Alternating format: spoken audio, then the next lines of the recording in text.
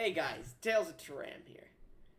We're here with a little side session, with my boy Theolyn Eh, and Domino. Hello. Domino, you changed your name back to Domino. I did. I just realized that. Interesting. Yeah. But yeah, we're here today with a little side session with both Theolyn and Ryen Ferro. Continuing from where you left off last. I think I recorded last time, right? Or no, I didn't record, and I said I wish I did. no, you didn't. Yeah, that's Okay, right. so for those of you who don't know, Theolyn managed to survive because of Blackbird Agrippa. He was summoned to his place, given life through a successful persuasion check, I believe it was, that Yeah. caused Soon, the deity of the sun, and the Shugoroth.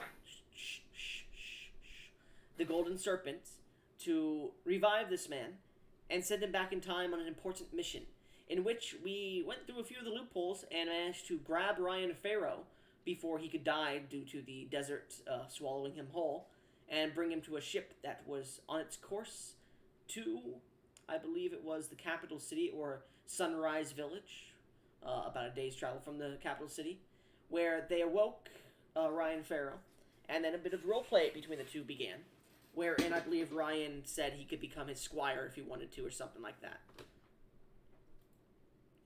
Anyways, that's all I recall. Besides you guys coming up to the deck and seeing the crack in time in the capital, and then a time tree appear in the capital, and then within the next hour, burn to a cinder, almost like lighting the Erd tree and Elden Ring on fire, and then disappear. And then a large lightning axe, miles long, constructed of different colors of lightning, just slashed through a large blob of slime that you could see in the distance. But yeah, we actually no, you guys haven't seen that just yet. So, where we last left off, Ryen Ferro and Theolyn. You watch as this tree begins to drop, and eventually it begins to burn.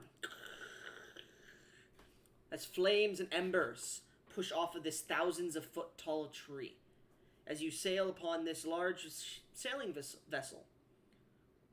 If there was any roleplay you would like to make, feel free. I'm going to play some music.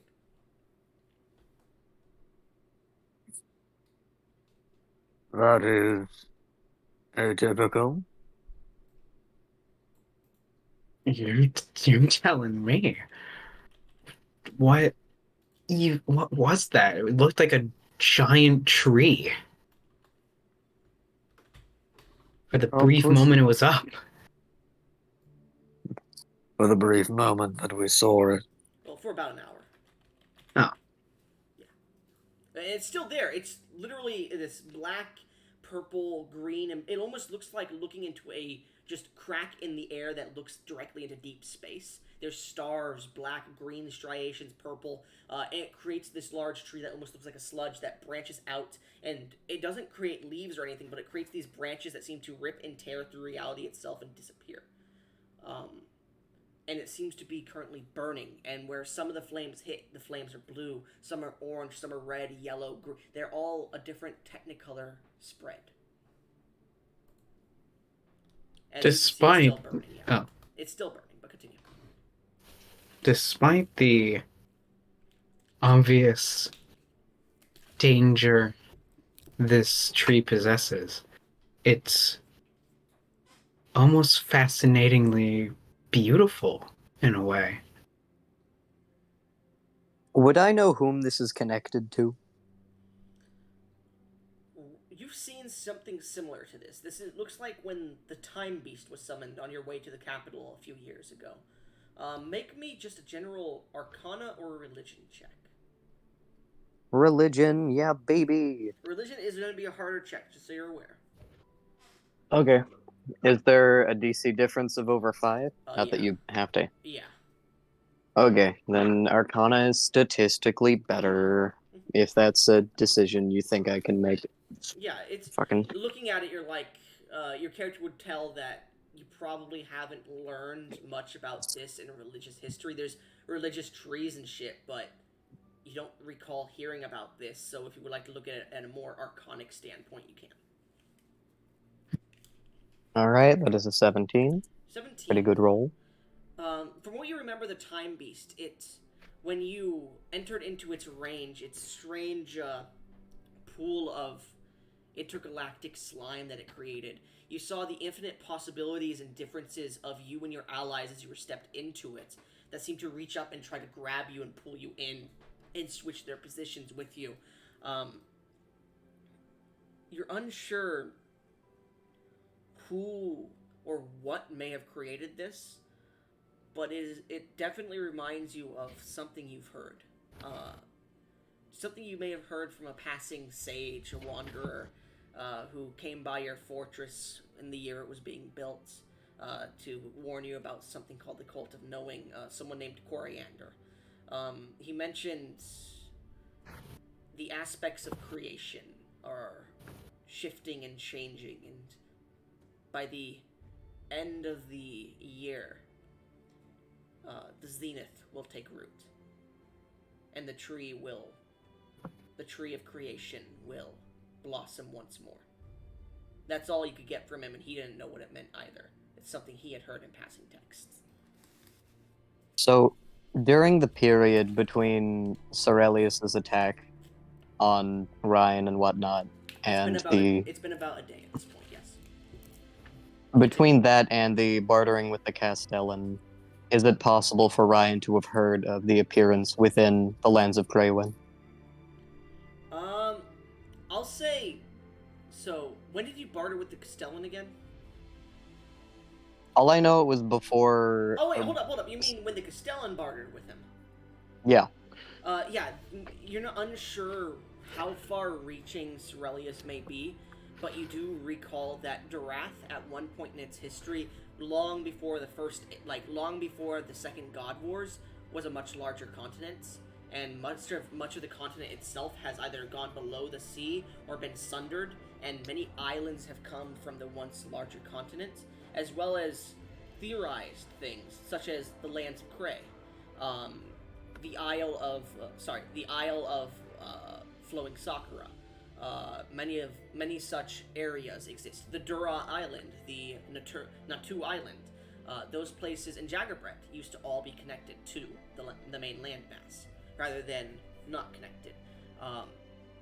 So you're unsure where Cerelius may be able to walk, but you assume it's on the main continent of Durath, or anything that may have been considered his domain during life. So I am aware of the one present, the big space tree in Cray, right? No, because at that point, Okay. yeah, you're unsure about that, but you are. At this point, when you get back to your castle, it's in your mind. You might want to send someone to look at what might be happening in the lands of Cray, because that definitely is part of, and that may have been part of Durath long ago.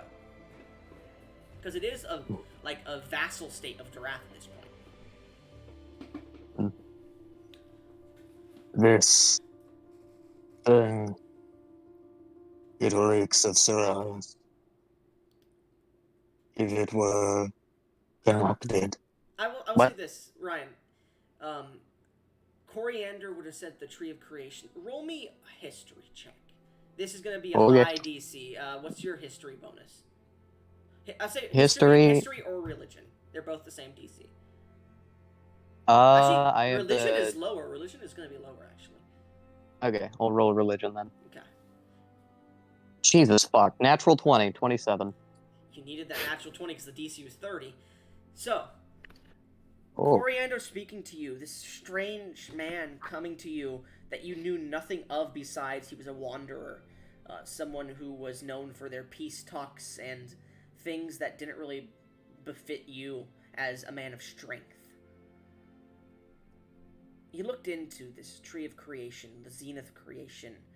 You couldn't find much, but what you did find was in the ancient texts and religious doctrines that have been recently discovered in Durath itself about the three moon deities, the three over deities, Basila, Cilia, and then Maka.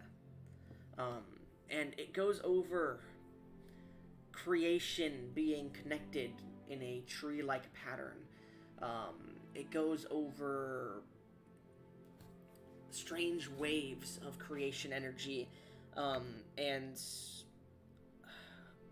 a single symbol, a drawing of a tree twisted on its bark upon itself upwards to a large expanding branch that seems to, in the picture itself that you've discovered, seemingly expands into a starry sky. This seems to be similar in nature, but the tree that you're looking at now is not twisted and gnarled. It's just a straight blackened sludge-like tree. I will say also, with that religion check, and looking at this and knowing about the time beast and having researched it a little bit, you would recognize this as kind of like the aftermath, a butterfly effect of a ripple in time.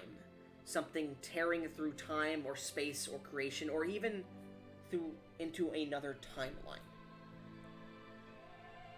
Which immediately procs in your mind a small bit of relief, because you do remember the destruction of the multiverse in different timelines. And the thought that that could possibly have been reverted and fixed does give you a sigh of relief. You're unsure exactly what this is, but it may reek of Cerelius, you're unsure exactly, but the timing is impeccable. Alright. The last I'd seen something like this, it birthed some manner of time beast. It was slain, and the tree burned. There is previous record of things like this being destroyed, if not presently evidenced by the burning. The appearance of such a thing, however, it cannot be coincidence. You said last time a beast was born, I believe you said, with a tree of this size. How much destruction are we about to see? Last time it wasn't. Last time it was more of a. It looked similar to the tree, sure, but it was just more of a crack, and the creature seemed to pour through Domino, and it hit the ground, and it created this small pond around itself. But it did have similarity to the tree that you're seeing now. It just seems to be the tree itself is more. It's less. It's more permanent. This tree, it seems, than the last one the Time Beast came from. That particular experience, it was less of a tree, more of a track, as though that one was but a mistake, some manner of universal miscalculation. This, however, has been formed with intent. This is artificial.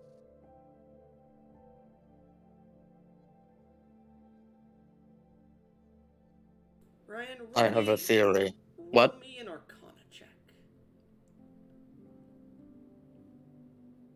Not very I good at need more. Arcana checks, are you? No, I need more wizard friends. That's a 4. All right, Theolyn, if you want to make an Arcana check as well. Sure. I don't even know what my Arcana is. It's a +1. We're about to see. I'm trying to give you guys as much information as I can here. Yeah, a dirty 20. Theolyn, he's not off base with what he's saying. It's definitely, if he's mentioning that it's different than last time, where he saw like a tree last time, but it was only a crack and it disappeared. The shape was similar, he mentions. This is more of a permanent one than it seems. And as he begins to speak, you start to think Time Beast, and I would assume you mention what causes them, right? Like, or what you assume to be the cracks or destruction or messing with a timeline kind of thing, right? Yeah. Alright, so as he mentions this, Theolyn, in your mind, maybe something messed much messed up a lot more than last time. Something more important, or something that could really change the fate of the world happened. Or is going to happen. Anyways, continue from there.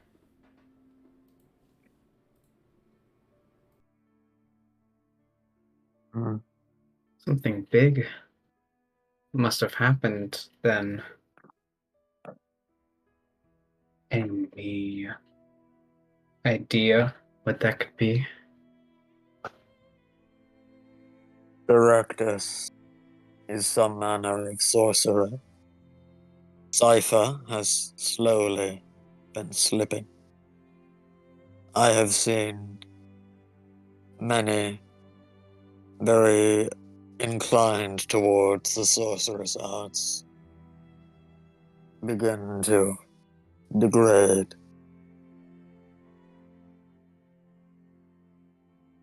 If I am correct in my assumption, I fear either one of them had a hand in it, or Cerelius himself. And I think I have a way of proving it. You do now. Durath was once a much larger place. It has since been shattered. Many places have been sent deep below the waves. Others simply drifted off, forming islands that surround the continent. I have heard whispers, perhaps, of some strange occurrence in one of these lands, these far-off islands. If by chance it is the same as this, I feel it may be Cerelius, who ruled in an age before Durath was broken.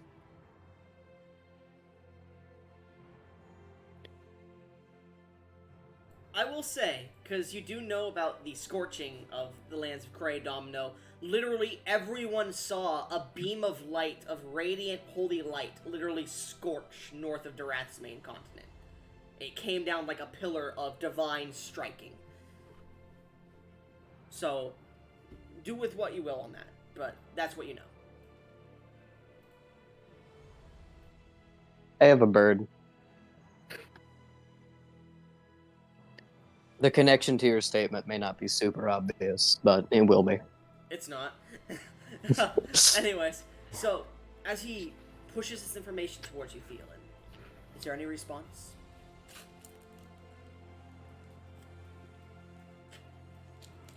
Would Theolyn perhaps know of the name of the king that ruled Durath before it split?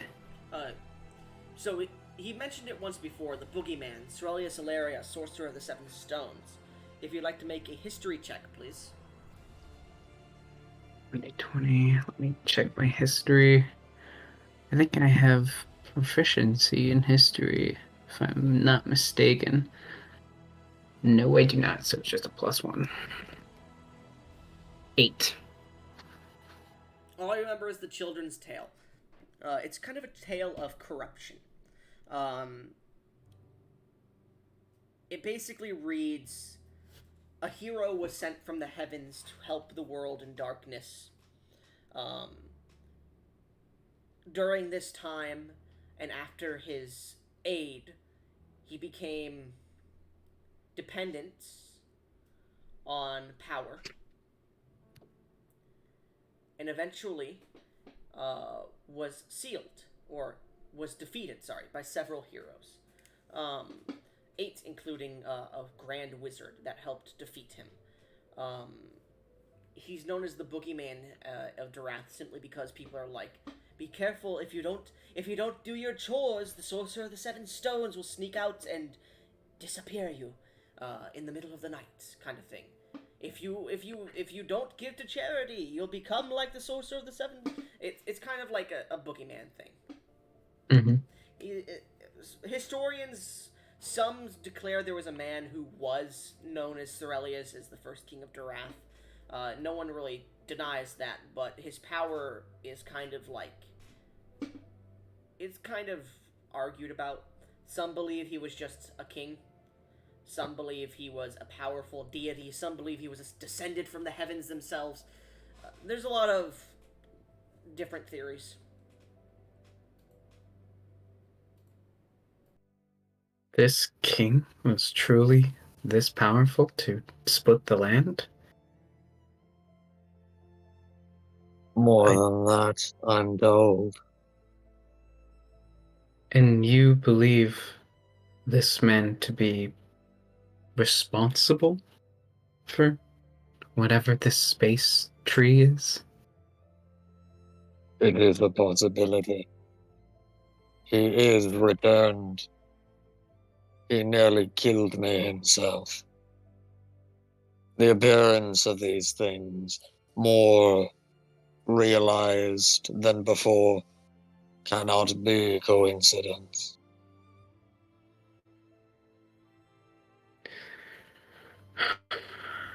Well,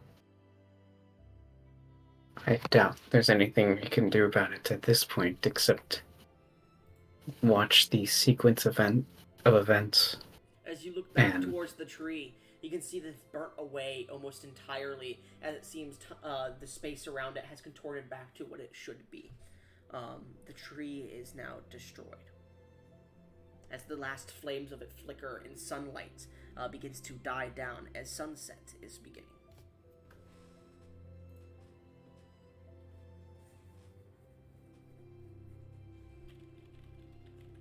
does this fit in with your, what did you call it? The Zenith of Creation story thing? The zenith is yet to pass. This may yet be in preparation for such.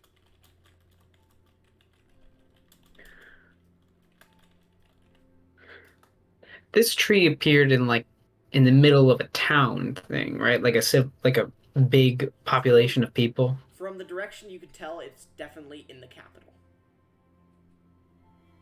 What sort of preparation would necessitate the lives of so many people?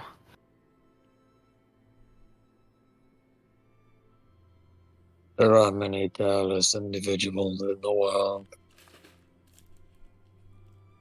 A few lives do not matter to them. All of it, just a gateway to more power. A few lives, that had to be a couple tens of thousands. That's not a few. Is The capital city that has like hundreds of thousands.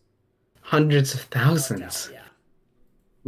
This is not some statistic. These are people's lives. They've ruined for some myth of creation. It's no myth, child.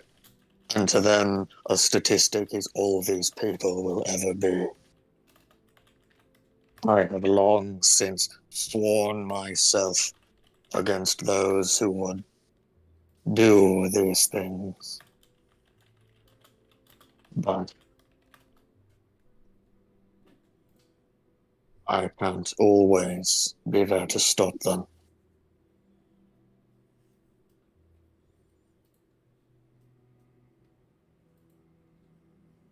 I was supposed to have brothers in arms, fellows of the very same oath. One of them, the unbreakable, was broken, and the other forsook. I am the last remaining, and I am not enough. Ryen, as you say this, you do hear in your mind, you do feel a flicker of fire in your soul as a memory does pass of another, the courtier, and the Blazing Barbarian or the Blazing Berserker. But they are not on the same level as you and your allies. There are supposed to be others that stand by my side in their place.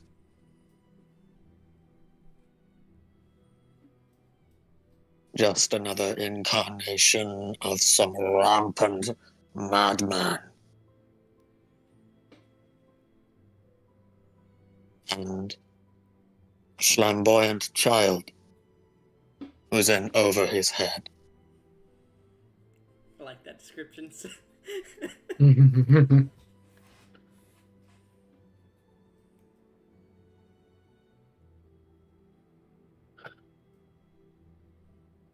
It's at this point, as you say that, you watch as this multi-mile tall axe of lightning forms and strikes near where the capital is, or where that tree was. You then watch as at a single point where the capital is, a single ball of fire begins to swirl into existence. As you watch the sun that is setting, small solar flares are pushing into this ball from the sun itself, splitting above through space over the planet as they become this large lance that seems to shrink and shrink and shrink. And even though it becomes the size of a grain of sand to you in the distance, you can see the ever-burning fiery lance that has been created as it gets thrown, and this gout of flame creates a pillar in the distance as it dies down.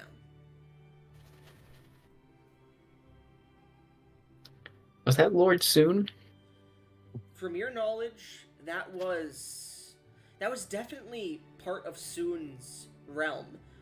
Roll me a history check with advantage, Theolyn, because this would be part of your knowledge. And actually, Domino, roll me a history check, but not with advantage, because you're not really a Soon worshipper. Nat 20 for 21. Okay? And Domino? 14. 14. You're unsure, Domino, what that was as he says that out loud. He's like, was that Soon? Chiron. Theolyn. You recall a few hundred years ago, the mention of a king of a long-forgotten empire, like 500 years ago now, sometime halfway into the 1,000 Years of War. The king of a long-dead, destroyed empire who could summon the very aspect of the sun of Soon's power itself to aid him in battle. You don't recall his name. It was like the initials SEV. The name, to your knowledge, the history books call him Sev the Sunbringer. Sev the Blazing King.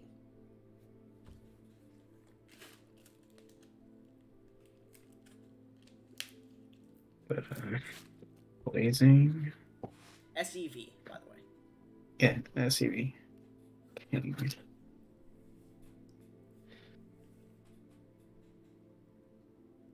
Was that? No. Sev the Sunbringer. Sir Ryen Ferro, would you happen to know who perhaps ruled that capital city? Erectus Vaughn, a cold king.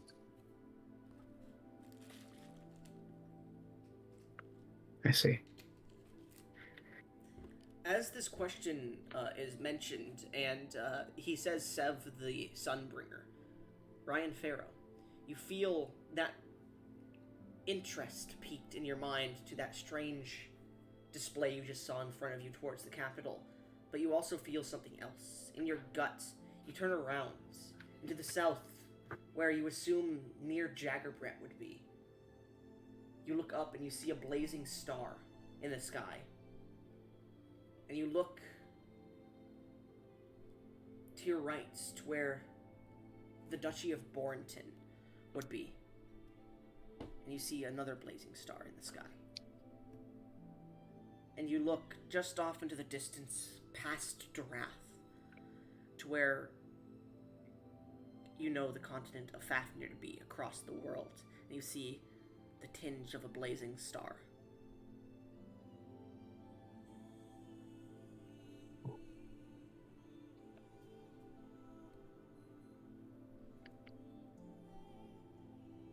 We must return to my bastion, and soon.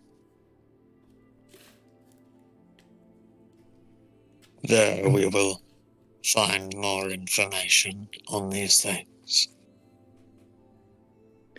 Of course.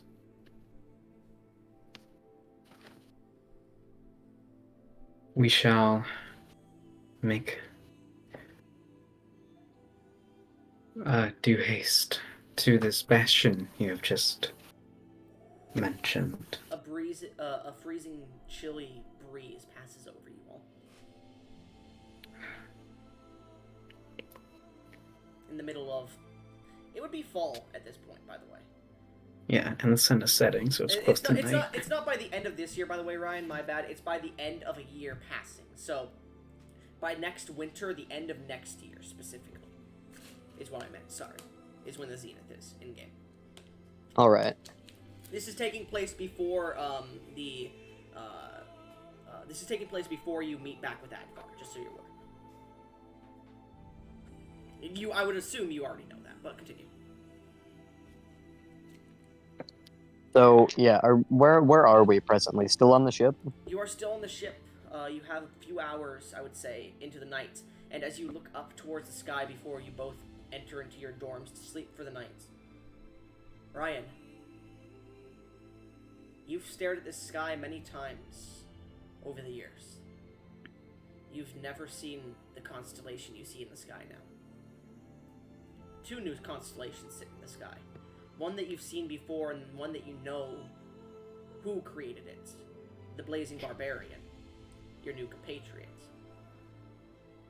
But you look above the capital to your northwest, and you see a new constellation, one that was not there the night before.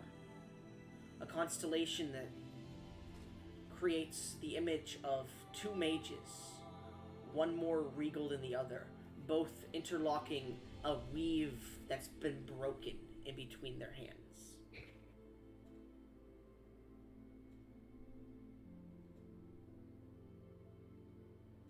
The pot stands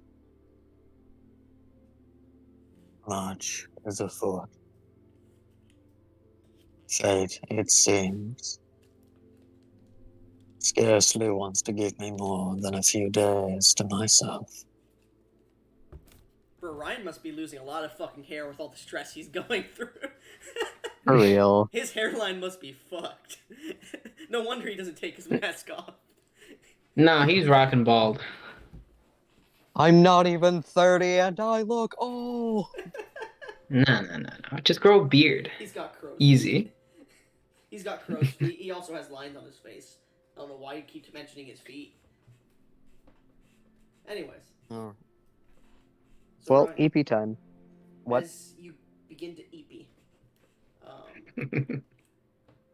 Theolyn, as you Yeah. sleep, roll me just a wisdom saving throw. Oh no.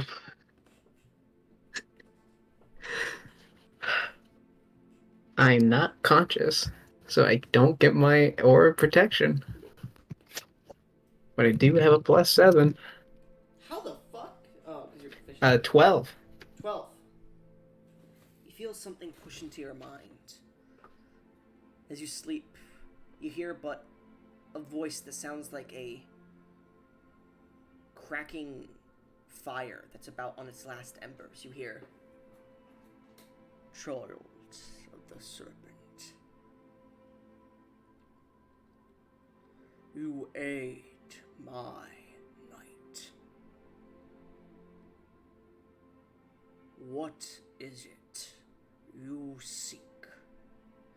Glory, redemption,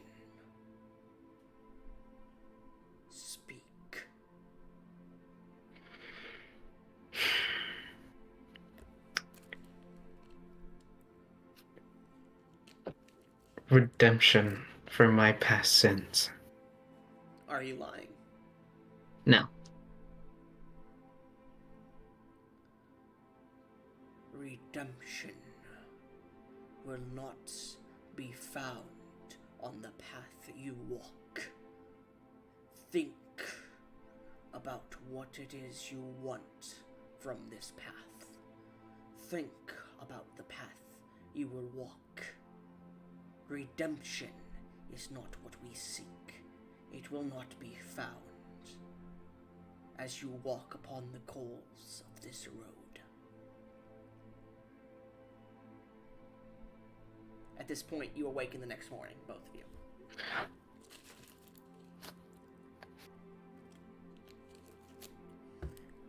As you both awaken and eventually find your way off this small dinghy boat kind of thing with a few other people, you find yourself outside of Sunrise Village with this large arched bridge, a single ruby that in the morning sunlight seems to reflect a beautiful ray upon the canyon wall to your left that holds a much higher elevation than the right side of this river at this point.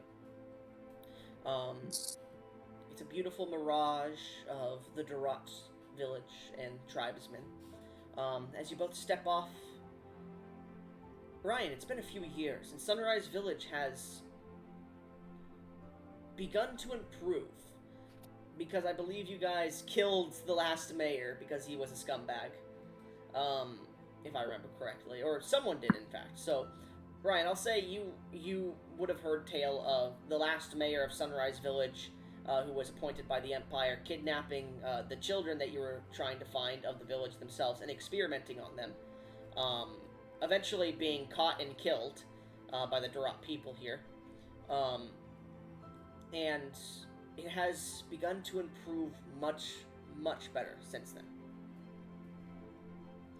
The individual that is hoisted, by the way, Ryen, for investigating these claims is actually Sir Pochi Anderson.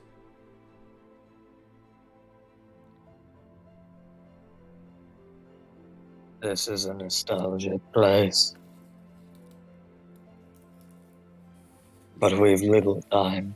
It's also where you fought the last time beast.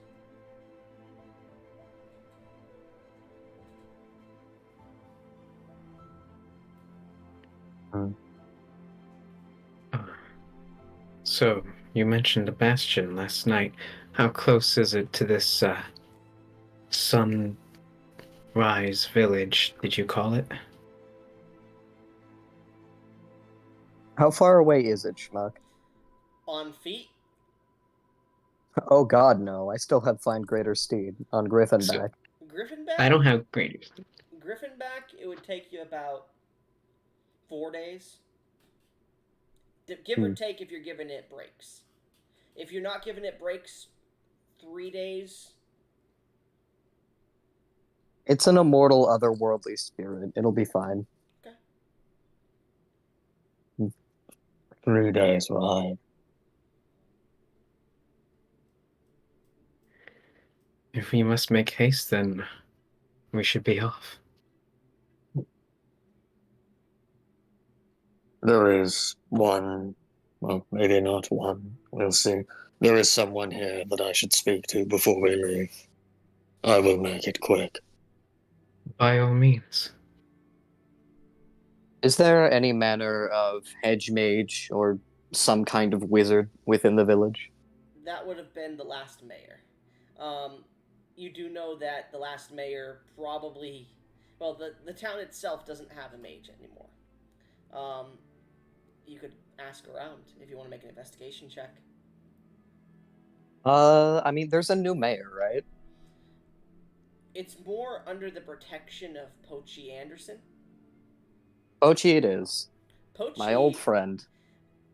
Pochi doesn't really... So he does... I will say this. Because you are technically a noble now, you would know that Pochi does have a man who runs it. Though he is technically the mayor, he has a man run it for him, like someone in his stead. So you could ask around to find that individual if you would like. Yeah, I'm gonna do that. After about 10 minutes of asking around, you're eventually pointed to the old mayoral house, which has been torn down and rebuilt to be a proper manor. Very large. 5 different large circular rooms spread about several hundred feet apart. A large garden that is heavily watered with many different pieces of magic, many statues, beautiful paved grounds, grass. You see a few trees. By the way, this is still the middle of a canyon-like desert. You see a large, beautiful iron gate with golden trim to it. 3-story manor. Beautiful marble pillars. Pretty raunchy fucking place. As you approach, you do see 2 Durath guardsmen who look towards you. One of them approaches, and the other one stops him. And you don't speak Durath, do you? You haven't been studying it. So they start to speak. Ulskan ish, ul is uf intruder, is an friend. Oh. And you see the one who is about to approach you stops, and the other one starts to approach you in a more friendly manner than them. And he goes, "Hail, champion of flame." Hail. It has been quite a few years since you last visited here. That it has. It feels as ages. Yes, it has been... it is almost like you were a godsend, as you approaching here with that Pochi Anderson caused us to get rid of the one causing us issues. So we thank you. A humble service. What is it you seek with the what would it be fucking called? It would be the Lord's, we'll just call it the Lord's Standard for now, but, sorry, the Lord, what do you seek with the Lord's Double? I require more consistent communication with this place. If something more instantaneous than a written letter can be established, it would be most helpful. Would you like me to speak with the Lord's Double on your behest, or would you like to have a meeting? I will speak with him myself. Of course. Let him through, but we can't just let a... He's not a stranger, he has aided us in the past. Remember. Fine. I know you were out hunting, but still. As the gate is opened, Shulathar, as you pass through. Shulathar means, like, good hunting and to, like, and I hope your day goes well. It's kind of like a very, like, tribal sense greeting of the Durath. It's like, may your hunts go well and may your blood remain, well, may your sword remain bloody during battle. May it find its mark kind of shit. Mm. Theolyn, do you follow? Yeah, I'll try to. Will the guard stop me? No, they've seen you with him, talking with him. Mm. So that you do. These 2 Durath standing like 6'3", beautiful wavy white and brown hair. As they just stare at you, you kind of feel emasculated a bit. Anyways. Damn. You walk through, following him. Eventually, you are led by one of the head maids of this area, which seems to be another Durath woman.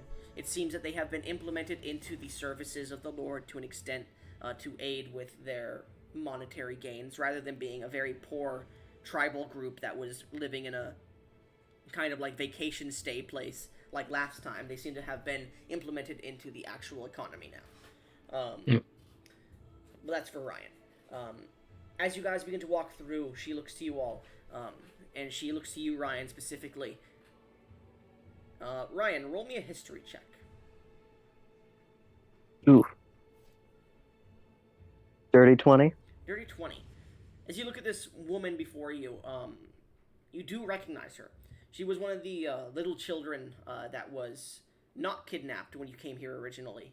Who I believe she gave you some information to speak to the Lord here last time.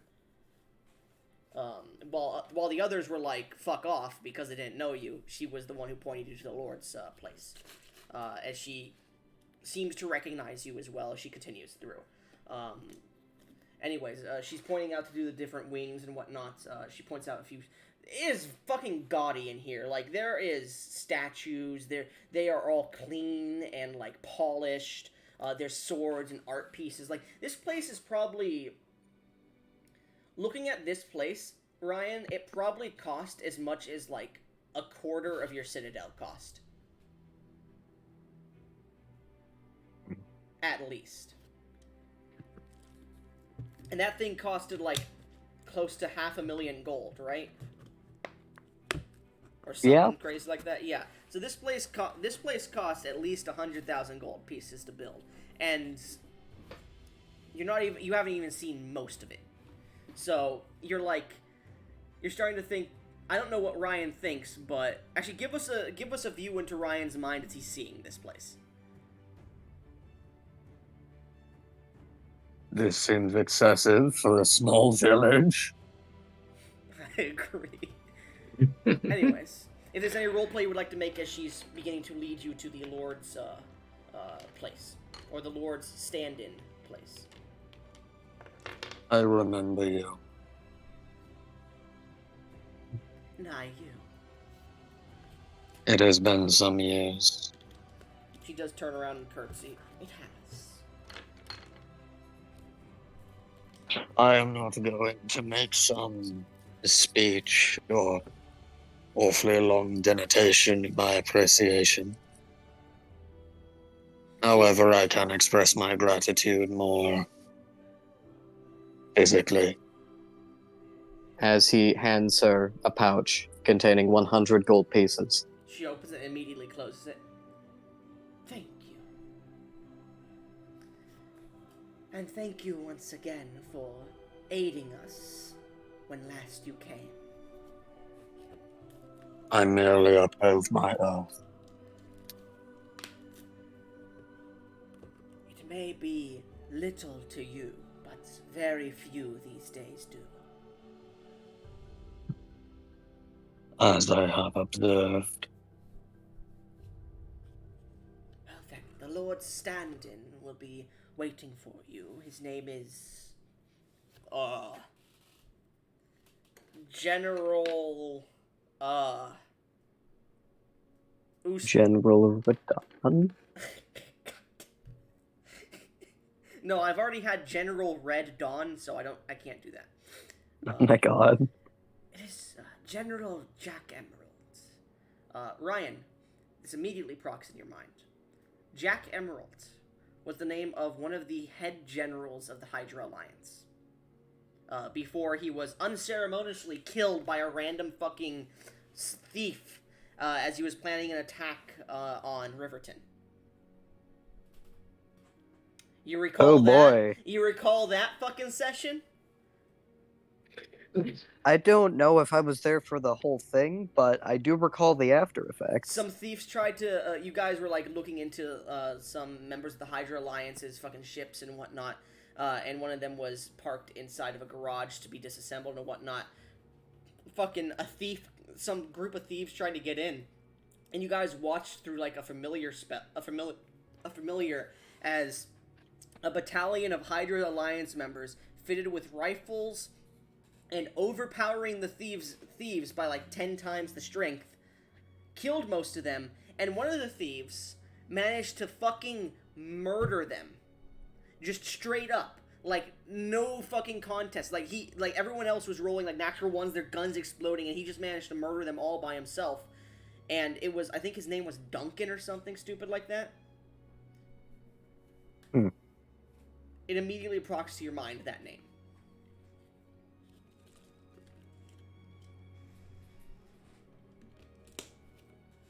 Well, this will most certainly be a tense interaction.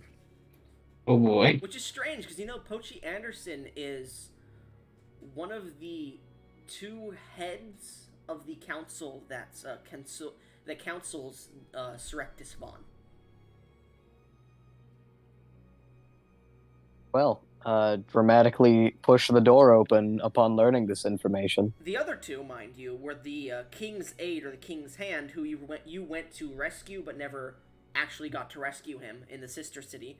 And the second one was Sir Ember Phoenix, who went missing a few months ago. All Actually, right. no, during Agrippa's taking of the during the capital. So yeah, so he is the only one who is he's basically the head councilman now. But anyways, so you throw the doors open as the maid stands by. Theolyn, do you enter with him? Yeah. All right. So as you both enter, I'm gonna go see if he's in the NPCs because I think he is.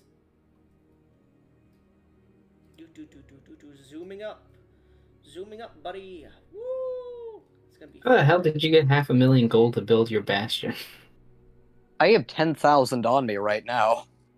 Oh yeah. He's a wealthy man. You get a lot of money out there adventuring and shit. I'm a poor boy. I got 202 gold with me, unless that's also lost from the time travel. I'll let you keep your gold. All right, cool. Actually, I'll say, roll me just a general. What's your passive perception? 17. Okay, yeah, no one stole it from you. Awesome. Okay. Anyways, if I added you to him, just so you're aware. Yeah, I see him. Love it when pictures don't load. Oh, there he is. Hello. I like the MSP written Yeah, over his eye. I was about to say the image is a little pixelated, and the emerald, like, I get the concept, but it's kind of funny to look at. Yeah, I know. This was... and the guy above him, Duncan the Black Harvest, was the one who fucking stopped him from attacking Riverton. Thanks, Duncan. Not to mention, Duncan has made his return in many different ways. He was killed, then brought back to fight in the Riverton Together House Coliseum, in which, funny enough, he was bought as a slave by Pochi Anderson. But yeah, anyways, so as you enter in to the office, you see this grand office that seems to be, for a plus-size larger man, so it seems to be made for Pochi specifically. You see a beautiful desk, a large window behind it a few feet, two large bookcases. You know my occasional office. It looks Victorian in era. And it seems to have a glass table, a nice shagged rug carpet. There's a single chandelier hanging that has multiple bones, and a single skull that the bones are coming out of a human skull. And those chandeliers hold flames.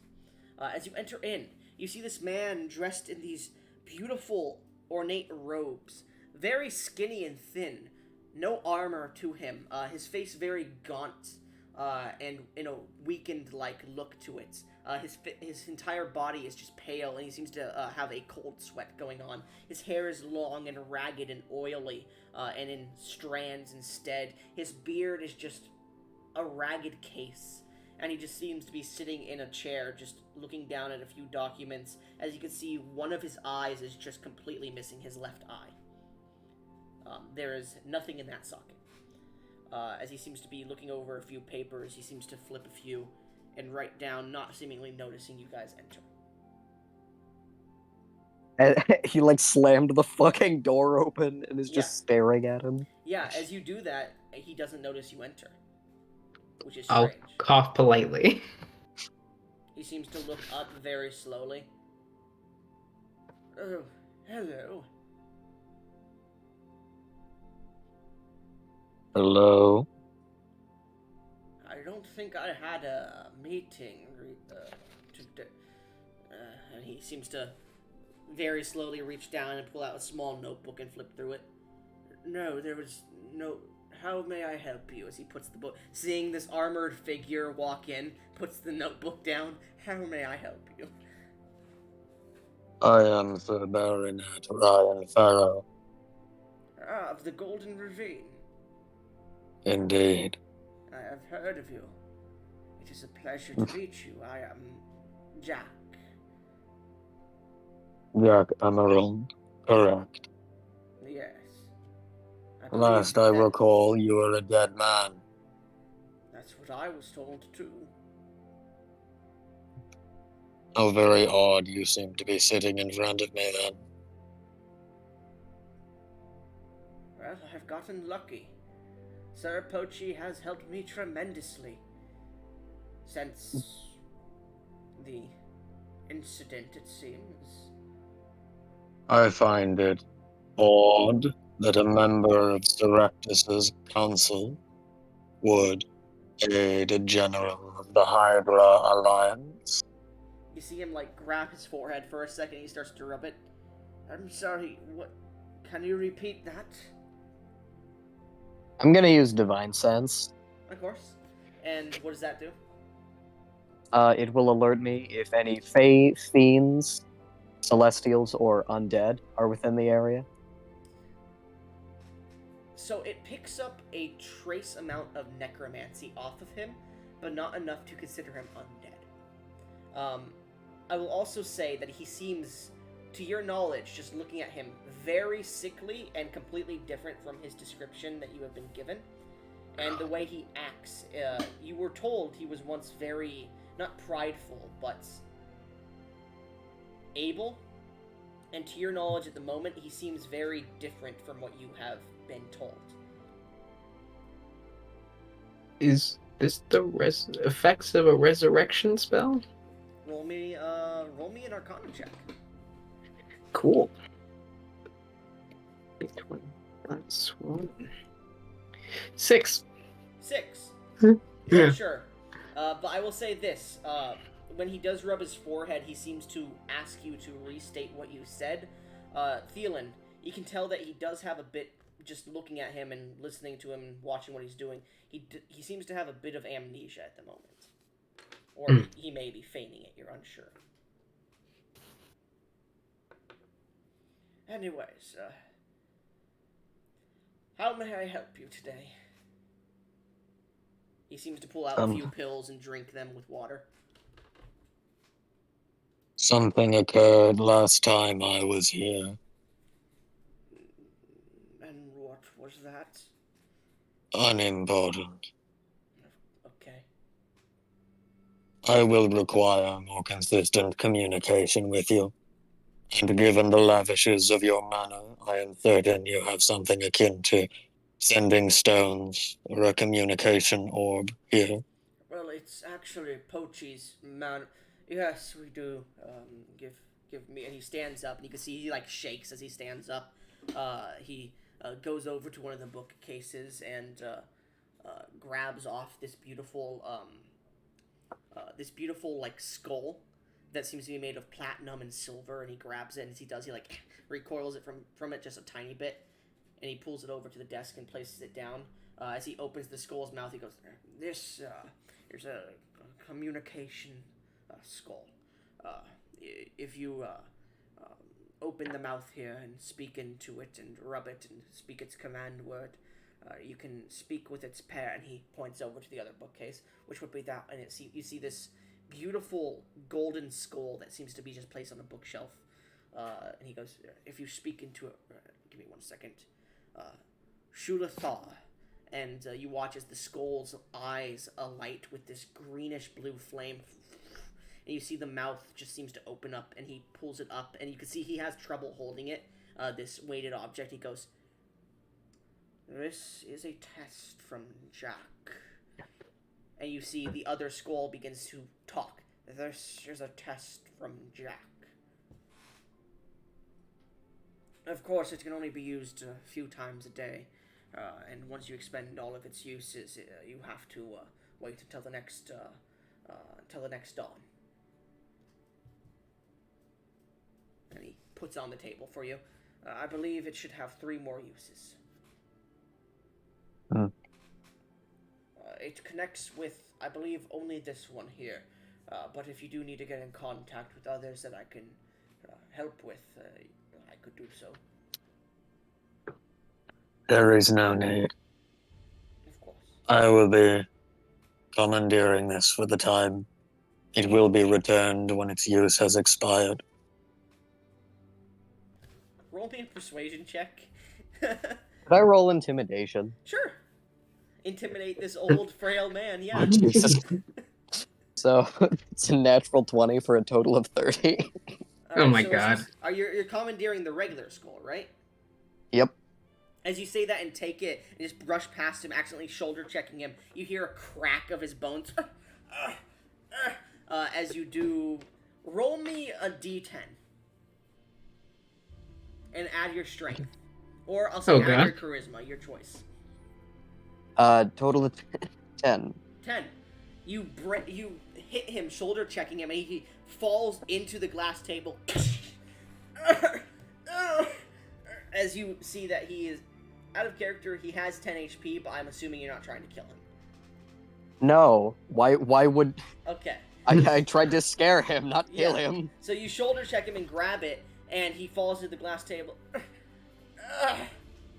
Why are you doing this? I'm gonna rush over and help him up and cast a lay on hands to try and heal him. Alright. Cast lay on Are you hands. okay, sir? Thank you. Yes, I'm fine. Thanks to you, not this. You used to be a war general. Pitiful. Theolyn's gonna give him like a side eye. I was told. Well, he. Let's see. I have to roll this because of how he is now. He looks at you. I was told I was once a war general until I lost something important, yes. Who was it? It was... I was apparently found in the desert, outside of Riverton. I see... apologies, and he seems to rub his head again. I have headaches very often. They occur in random places in my head. If I might make a recommendation, Yes? cease taking your medications. They're not as they seem. Roll me a persuasion check. Intimidation. Okay. Okay, yeah. You gonna intimidate this old man to stop taking his heart medication? Yeah. Yes. 21. 21. But he's holding them in front of him, but they're pretty in... Do you snatch them? I'm not going to take them now. Fine, for the next few days I won't. If I am wrong, do let me know. Okay, he seems to back up away from you a bit. Anyways, is there any other business that you need with me? There is none. We will be leaving. Sir Poachy Anderson did have some... 1 second, and he starts to walk as you hear him, like, crack his back a bit as the spine goes... he walks over to the bookshelf, and he seems to fiddle through it for a second, pulls out a scroll, opens it. Well, he tries to open it. Nope. That's the correct one, then. And he walks over to you, Domino, and he goes... he holds it out to you. Sir Poachy wanted you to have this if you came back here. I'm gonna open it. Alright, as you open it, it's magically sealed, it seems. But as, like, you try to open it the first time, you just suddenly see these lines appear on the sides of the scroll, and it eventually does open. It seems to be magically sealed only for you to open. As you open it, you see a diagram before you about a corpse and some strange sludge. As you open it, it seems to open further and further, and like further than the scroll should. There seems to be research notes here about something that seems to be written in Poachy's handwriting, it seems, called the Time Beast.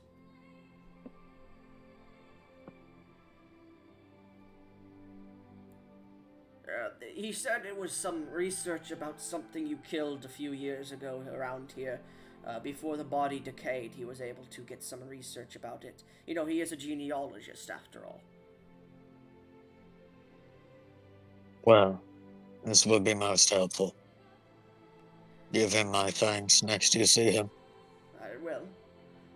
Anyways, you all have a good one, and is there anything I can procure for you for whatever travels you may be hoisting upon yourselves? Water. Alright, maid, they, get us 2 barrels of water for these fine gentlemen. He looks at you with a side eye, like a nervous side eye, Ryan. I mean, you shoulder check this poor man and almost killed him. I was trying to do it verbally, but I mean, it is what it is. Your words were so cutting, it felt it in his soul. Yeah. My God. I will Oh say, my. both of you roll me insight checks. I have a +7 to this. I have a +3. Natural 1. A 17. Theolyn. Yeah. He doesn't seem to be faking the old injured man act. He seems to be actually an old injured man.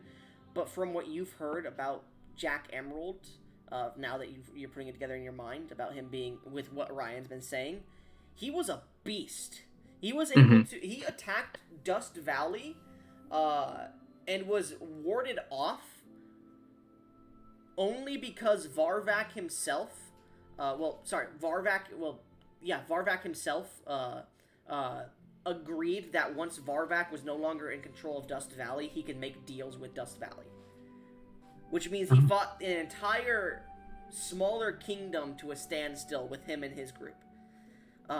So this man that you're seeing now before you is but a shell compared to that. And as you're looking at him, it's almost like you're looking at a person who's missing a part of them, a part of their personality. And when you shook his hand, there was like this, you just get this feeling that there's something missing from him, like a piece of his soul or his very essence is not there.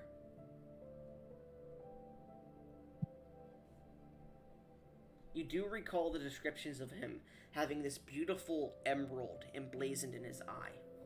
And it's gone. Yes, and when he did, and what you did here when he was planning to attack Riverton, after the emerald was stolen from him there, because you do recall that being mentioned, a specific tower appeared from the ground between your home village and Riverton. Is that the tower for my backstory? Yep. Okay. And what you do recall, when it first appeared and all the way up until the complete celestial solstice, it gleamed with an emerald-like green hue of power.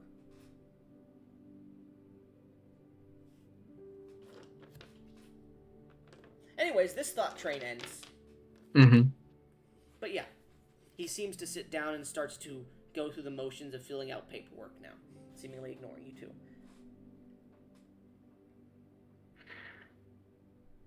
I will say, Ryan, as you're about to leave the room, you do look back at him, and you see, in one of the display cases, what seems to be his sword, because it's kept close to him, on his desk, I should say, is his sword, and it's just a tarnished sword. Like, completely rusted, not taken care of.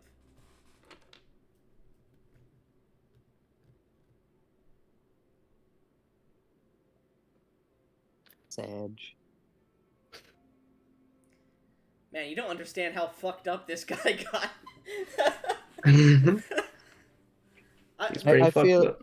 Go ahead. I feel like I understand. Bro, Ryan, you were like, I'm gonna come in here swinging, this guy's gonna get all the shit, and I'm like, in my mind, I'm like, no, he's not. My God. Anyways, so, as you two leave, and the maid does eventually lead you out, go ahead.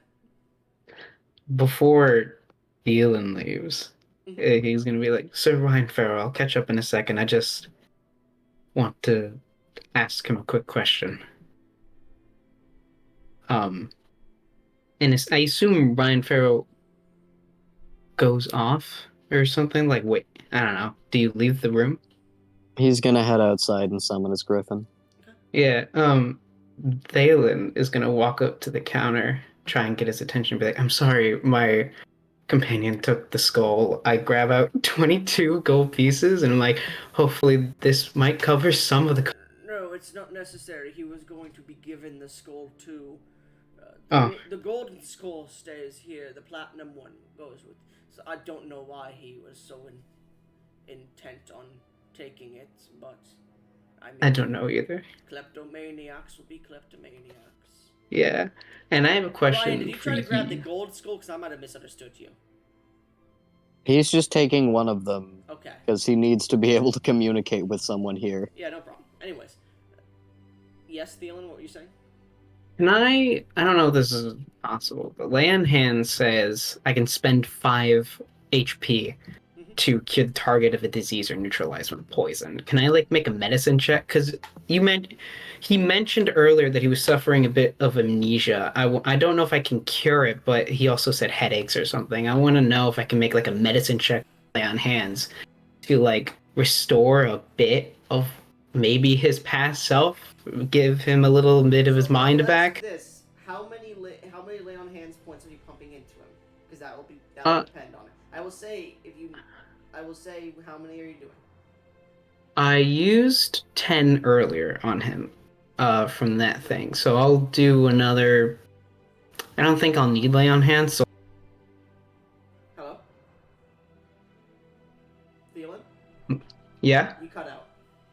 Oh, I used 10 earlier, so I have 35. I don't think I'll need them, so I'll do 25 points of Lay on Hands. God damn it, there's a threshold I set.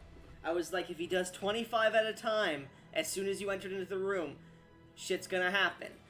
And you just fucking did shit. So, as you reach up, he's like, yes, that was great earlier, so yes, of course. As you touch his hand and cast this spell into him, you watch as his body becomes less pale. He becomes less gaunt as his form seems to fill out a little bit more. And you can see his eye suddenly goes from a very, thin pupil. It grows out, and he looks around. Where am I? What was the name of the town again? Village? Sunrise Village. You're in Sunrise Village, Sir Captain Jack.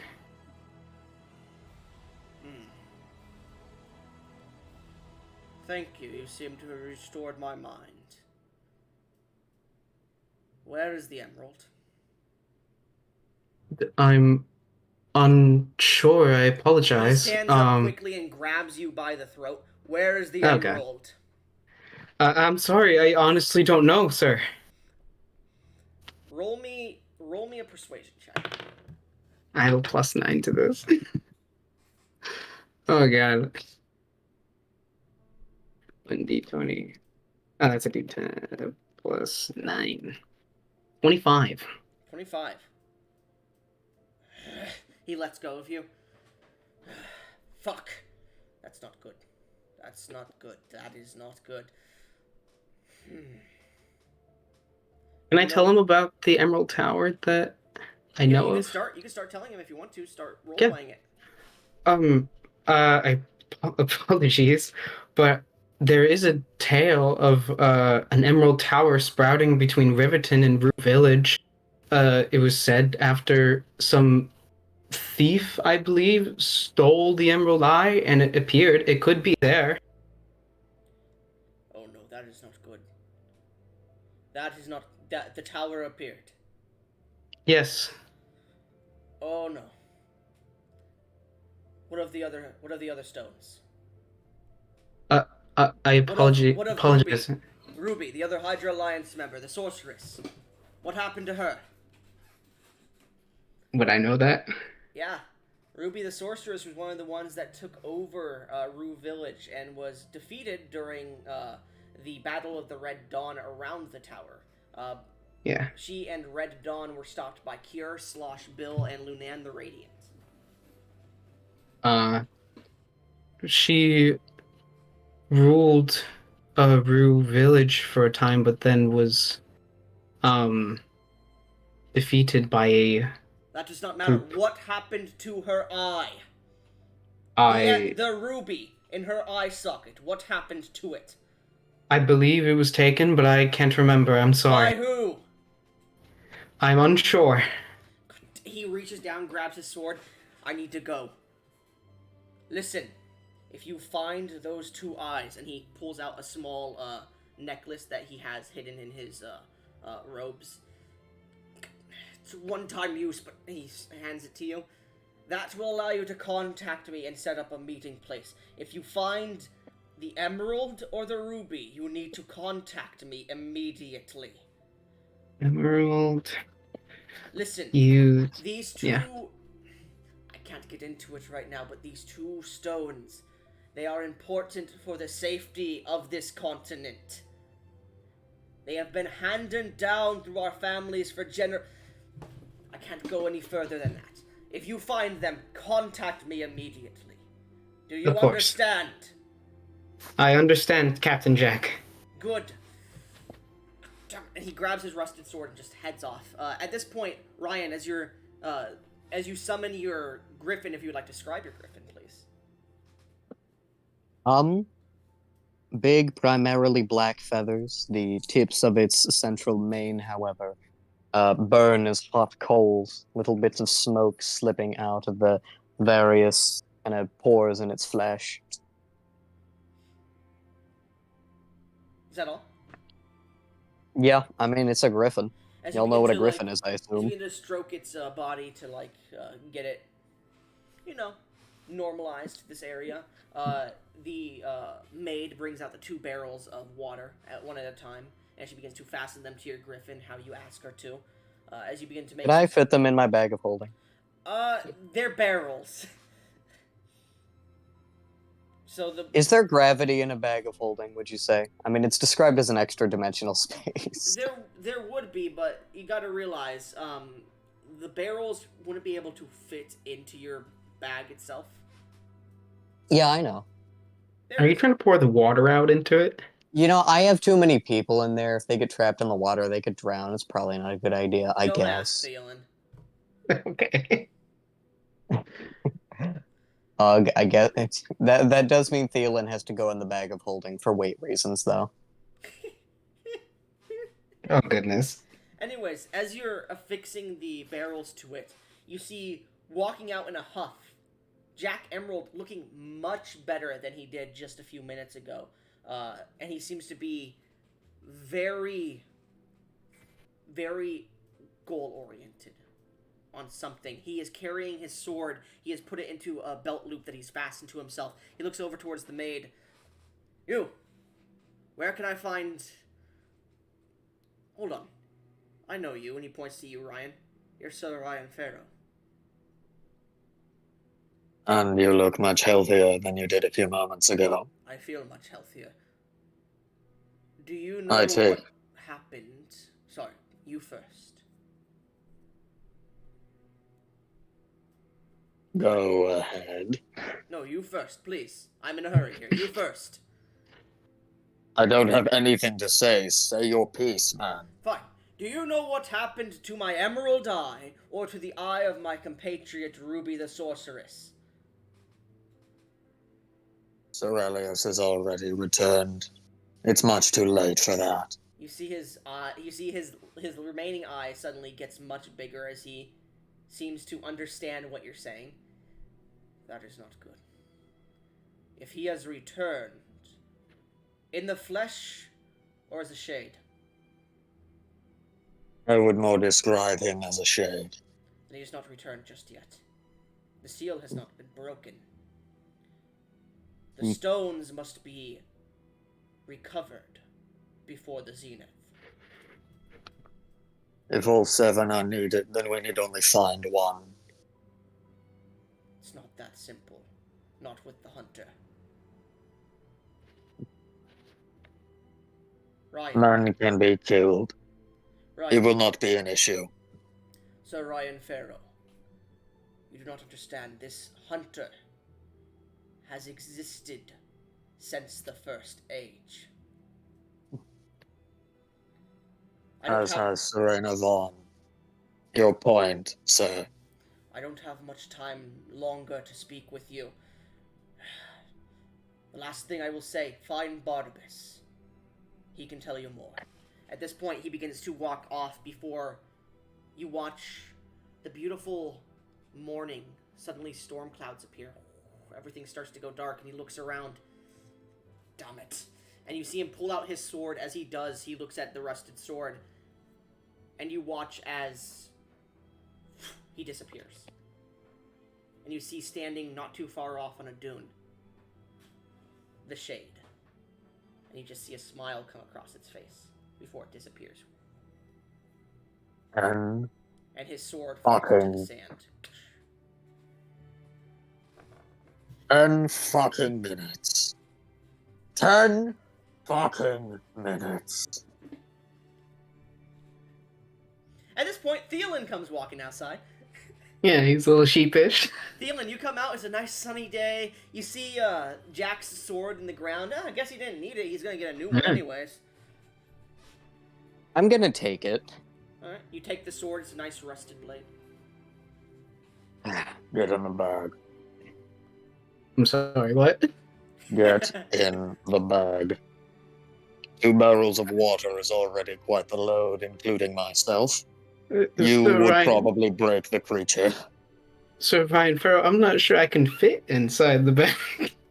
You see, as the bag's like being held open, you see a lizard folk just like crawls out of it for a second. Are we there yet? I will explain when we're back at the Citadel. You like push him back in. You push him back in.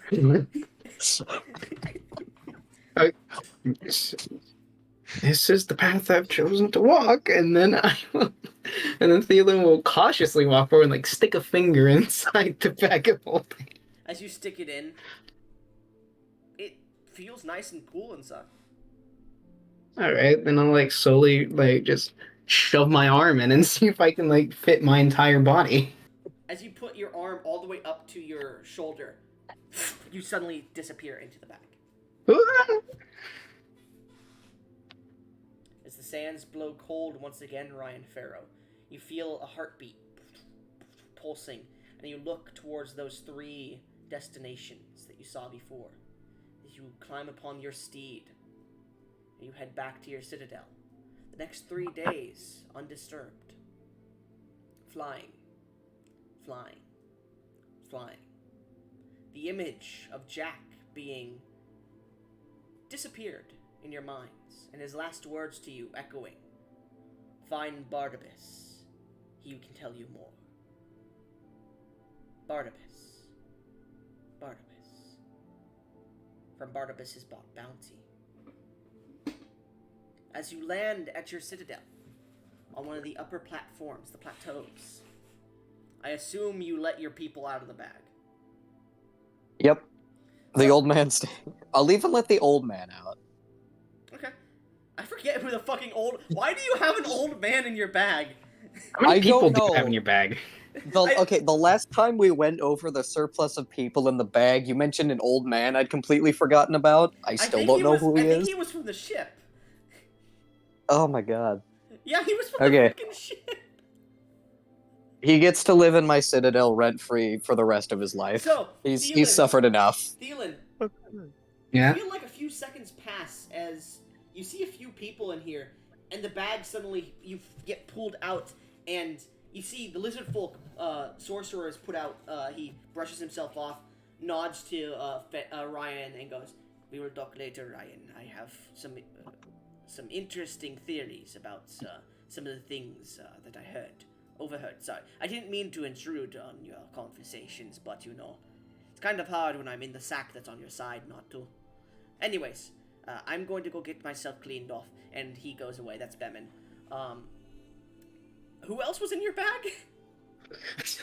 You mentioned, like, more than just Bemin and the old man, but Yeah. I don't remember any of them.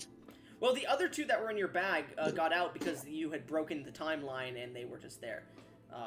But yeah, anyways, you see a few other people get out and like they just look at Ryen Ferro and they say, "Thanks for the ride, by the way," and they like hand you like 2 gold each, so you get about 8 gold, I'll say, Ryen. Oh, God. as they used you as a taxi service, I guess. And eventually, you, Theolyn, and this old geriatric man get poured out of the bag, and the geriatric man goes, "Well, if it isn't the light of day, never thought I'd see it again. How long have I been in that bag? I have wrinkles. What? I went in there a young strap. No, I'm just fucking with you. How long were you in there, sir? Far too long. You may spend the rest of your days here. There is no need of payment. Help yourself to anything. All right. If you need me, let me know. I'll be fucking some bitches." And he walks away.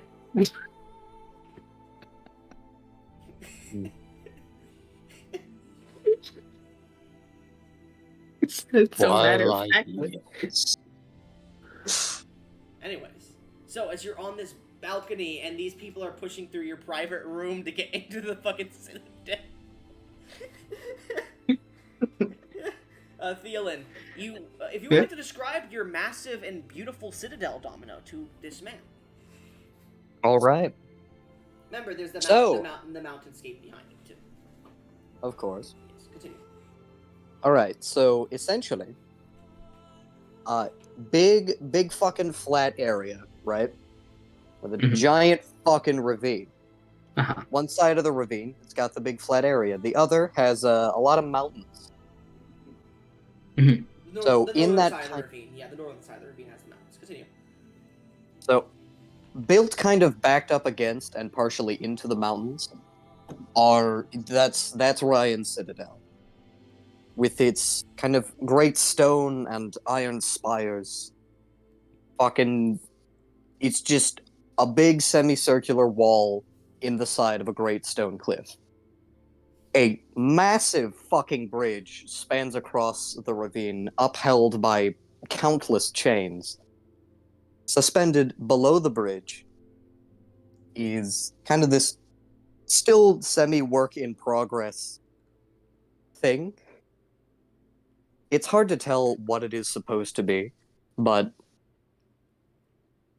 eventually it will turn to the shape of an iron fist.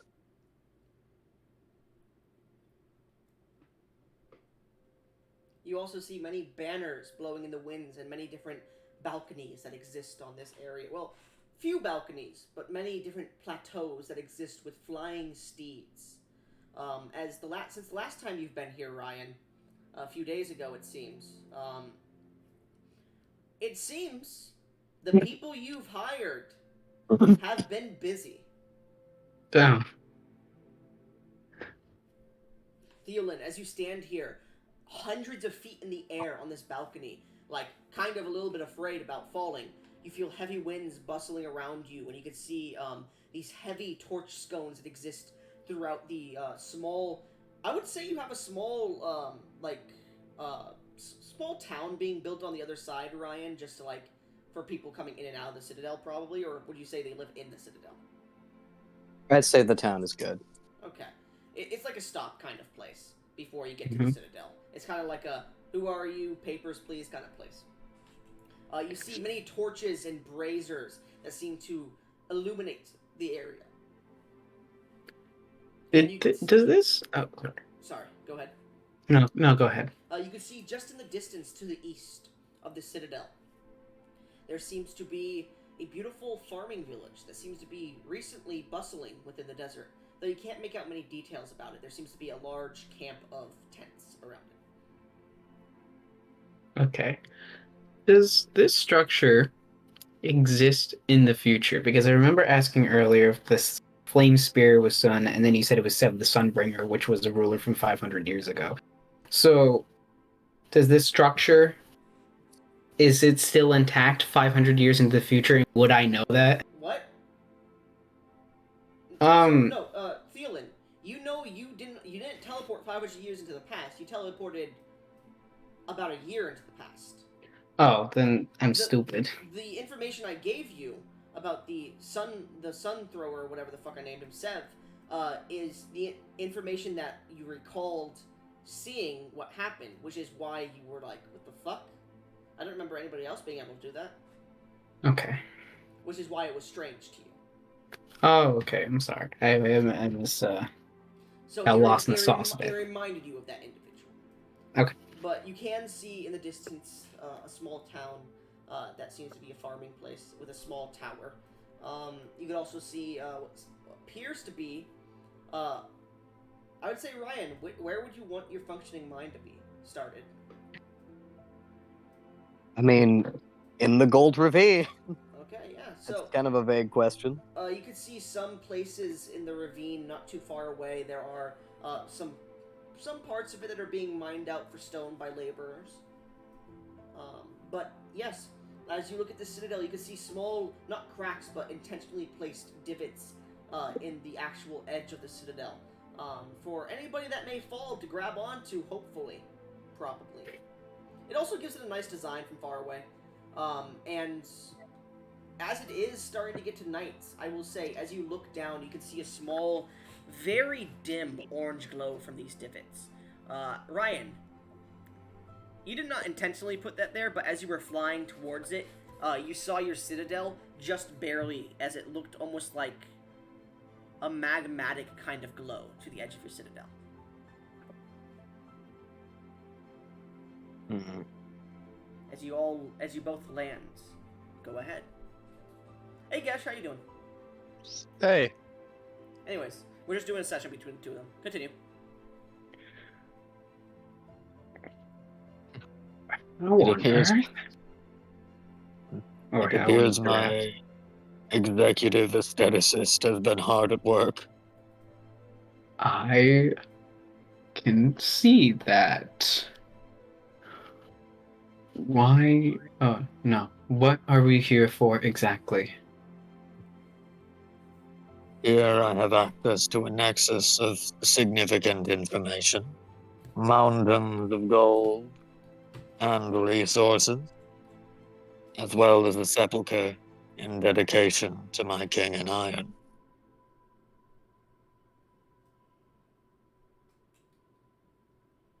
To this point, the doors to your room open, and you both watch as this large, hulking, orcish figure comes walking in. Ryen, this is Troglodyte. You've returned. As I have, my old friend. It is good to see you in good health. Who is this small one?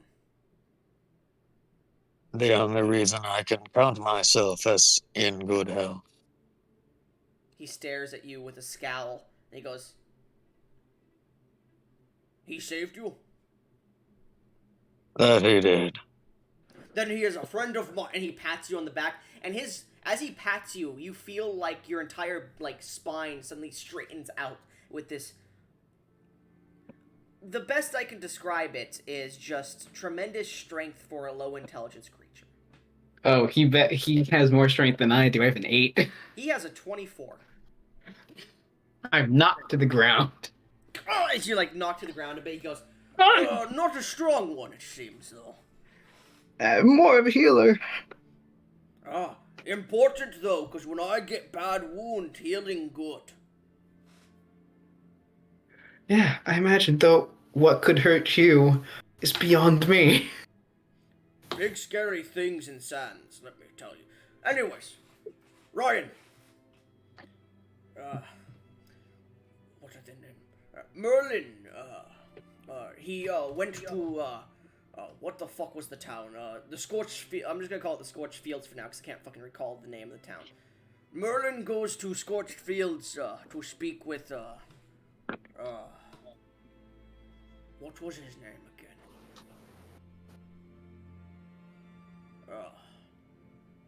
Sorry, 1 second.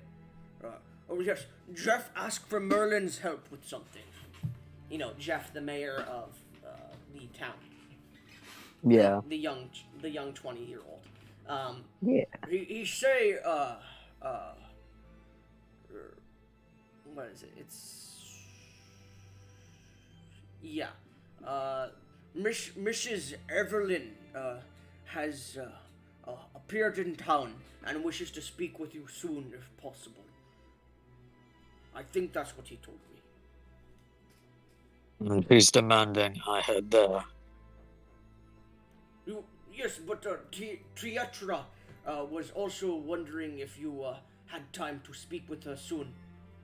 And there was that strange woman with the horns, that scaled man, Bemin, brought here. She's still waiting. Right. I forget how tedious these things are.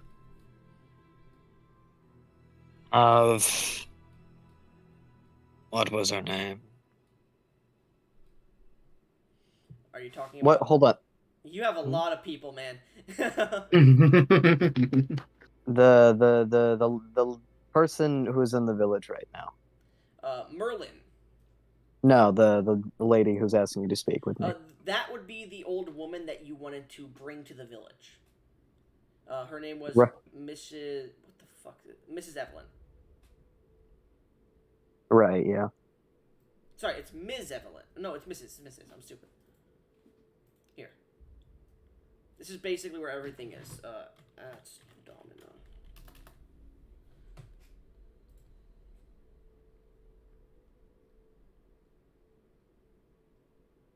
Oh, hold on. The old man. Did you leave? No, you left the Dragonborn Druid. That's right. Never mind. That wasn't him. Anyways, what about Mrs. Evelyn? Okay. Fuck. Okay. Sorry. I thought Evelyn was the fucking one lady. You mean the elf? Yeah. I'm trying to find her too, to be honest with you. See, not Stormbeard. It's like session 2 of your character, right? So it would be down here somewhere. No. That was Oridon's. No, it would be much further up. What the fuck happened here? Alright, so it would be up a bit more. Where the fuck is it, man? Not the Liette family, not Old Man, not Triel, not Jeff, Sir Bradley, Ara.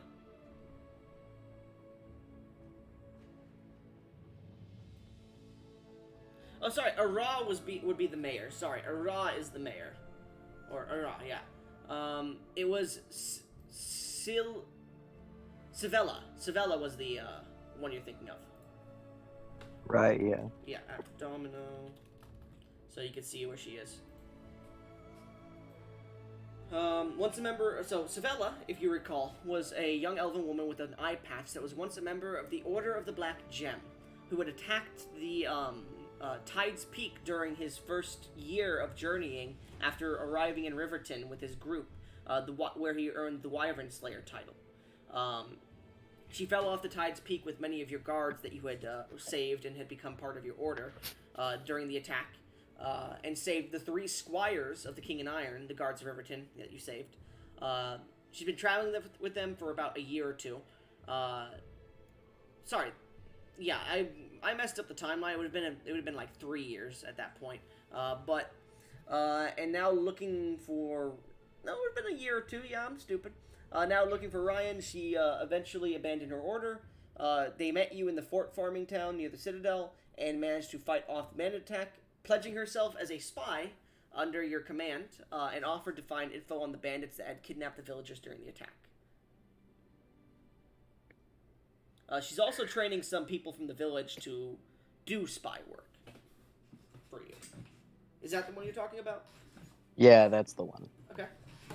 You speaking of Sivy, I don't know her name, I'm sorry. Have a missive sent to her. I'd like a report. What's a missive? A note. What's a note? I'll have yes. I need to go speak to Tietra about something. He starts to walk away. Mind you, Tietra is the child. Typically, Merlin handles these things. Yes. He kind of like fucking. I don't know. Well, things are beginning to order themselves. I must pray. Theolyn. Yeah. If he's gonna pray, I think I'm sorry. I seem to have lost all of my gear. Would it be alright if I took a piece of armor and a sword? There are many armorers in the Citadel. And I shall go find them. A moment. I'm going to write a specific request and hand it to him. What is this? Custom made. At your leisure. Oh, thank you very much. And he'll head out. Alright. So as you begin to head out, you pass by a few people, a few maids and butlers who all look at you like, what the fuck is this prick? As you just waltz through the fucking citadel from Ryen's room. Eventually you do pass by a woman who seems to be sitting near Ryen's room, just waiting, tapping her feet. She has this reddish-brown kind of scaled body parts on her left, on all of her appendages. She has these two horns coming out of her head, and she's just wearing a cloak at the moment. She seems to have some burns upon her body in different places, and she just seems to have this large meat bone that she's eating. As you pass by her, she looks at you, and you swear your heart stops for about 3 seconds as you look at her in fear as you continue to walk. Oh my.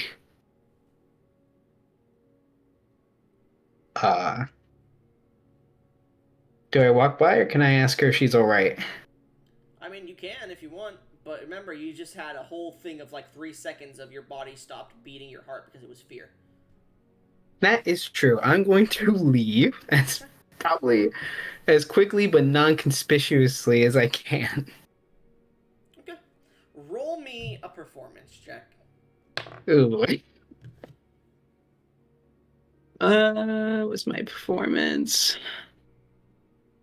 I was just on my page. Oh, there we go. Performance Man, is... you guys are right. I do like to use... I do like to make names with S's a lot, don't I? Yeah. Serena, You said it was it was performance, Serena, right? Surrectus, Sorella. Yeah, performance. 25. 25. You just beat her. She does not have any interest in you as you walk away. Anyways. So it was more of a seeing if she would follow you because you... It's interesting that you just came from his office, but she doesn't give a shit. Anyways, so as you begin to walk down the many... Actually, Domino, I'll let you take over this small part. Go ahead. Describe your citadel and the... describe walking through the citadel for me, so I can get a general feel whenever I do give it again as a DM. Oh boy. You didn't think about this, did you? No, and it really doesn't help that I'm a little under the weather, but I'll try. Okay, no problem. You can give a slight description, I'll give a rest if you want to. As you go wandering through the winding... I don't know why I'm trying to do the Ryen voice. As you go wandering through the winding hall... Oh god. Wander through my winding halls. As you go wandering through the winding halls of the Bastion, you come to find that decoration is very befitting of the man who had it built. The stonework is angular and precise. The edges are rather sharp, as it happens. If you were to fall against the wall, perhaps rubbing against them, you may even cut yourself. All throughout the place, there are occasional suits of armor, some made full for battle use, others merely decorative, some even just stone statues. As you continue on through, you come to find that the materials used in these armors are following a certain pattern, as though wordless guides throughout the place. In fact, as you follow the more solid iron armor, you might even come to find the sepulchre to the King in Iron. The gold leading you to Ryen's personal chambers. Well, you And- have already walked through your personal chambers. You landed near them. Well, yeah, Yeah. as they lead back to Ryen's personal chambers. My bad. And as you continue navigating through this maze of materials, you eventually come to find the smithy. You'd have to make your way out to the courtyard first. But as you do from there, it's a lot less cryptic finding your way around. There's just a map in the middle of the courtyard with a "You are here." As you eventually find your way through to the smithy. Who is your smithy? I don't think we went over who your smithy is, huh? Hey, Domino, check general chat for a second. Oh my fucking god. Anyways, so NPCs. So as you begin to enter into the courtyard, you see this figure who seems to be driving in what you only assume to be a self-pooling magical cart with 4 wheels. It seems to have a side that seems to have a just garage-like door on it, and you swear you see a language, but what languages do you speak? Common, Dwarvish, Primordial, and Celestial. Okay, you're unsure exactly what it says, but it says El Sriracha Toko. Oh no. As you see rolling up. The best way I can describe it is a taco truck.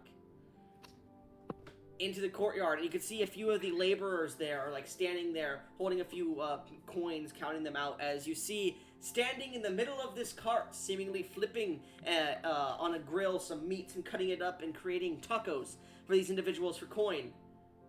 A ghoulish individual with a very stereotypical Mexican mustache and sombrero, as he seems to be standing there taking coins, passing out tacos and trays and burritos, and he goes, I can't even remember his fucking voice, but I think it's, "Hello, it says. Yes, come to Sriracha's taco shop. We have Oh the my God. best ghost peppers here, all the way from the sister city down below the capital. You know it, we've got it. Come, coin in hand, we have the beautiful Sriracha's tacos. Come one and all." And he looks over. "You, sir, in the rags and the riches. Do you even have coin? I pull out a gold coin. Come, one and all, to Sriracha's tacos. I have just the thing for you. The right spice, the right flavor, the right life. Come, one and all." That means come here. Okay. And Theolyn will walk over. As you start to approach this ghoulish individual, he looks towards you. Yes, that'll be too gold. Thank you. And he starts to slowly, you see a few individuals, like these ghost-like spirit apparitions behind him, and you see one of them comes up to him, reaches to him. No, he slaps it. "I said no raise. You must work your way up in this business, my friend. Get back to the grill. Anyways, hello there, friend. You look like shit."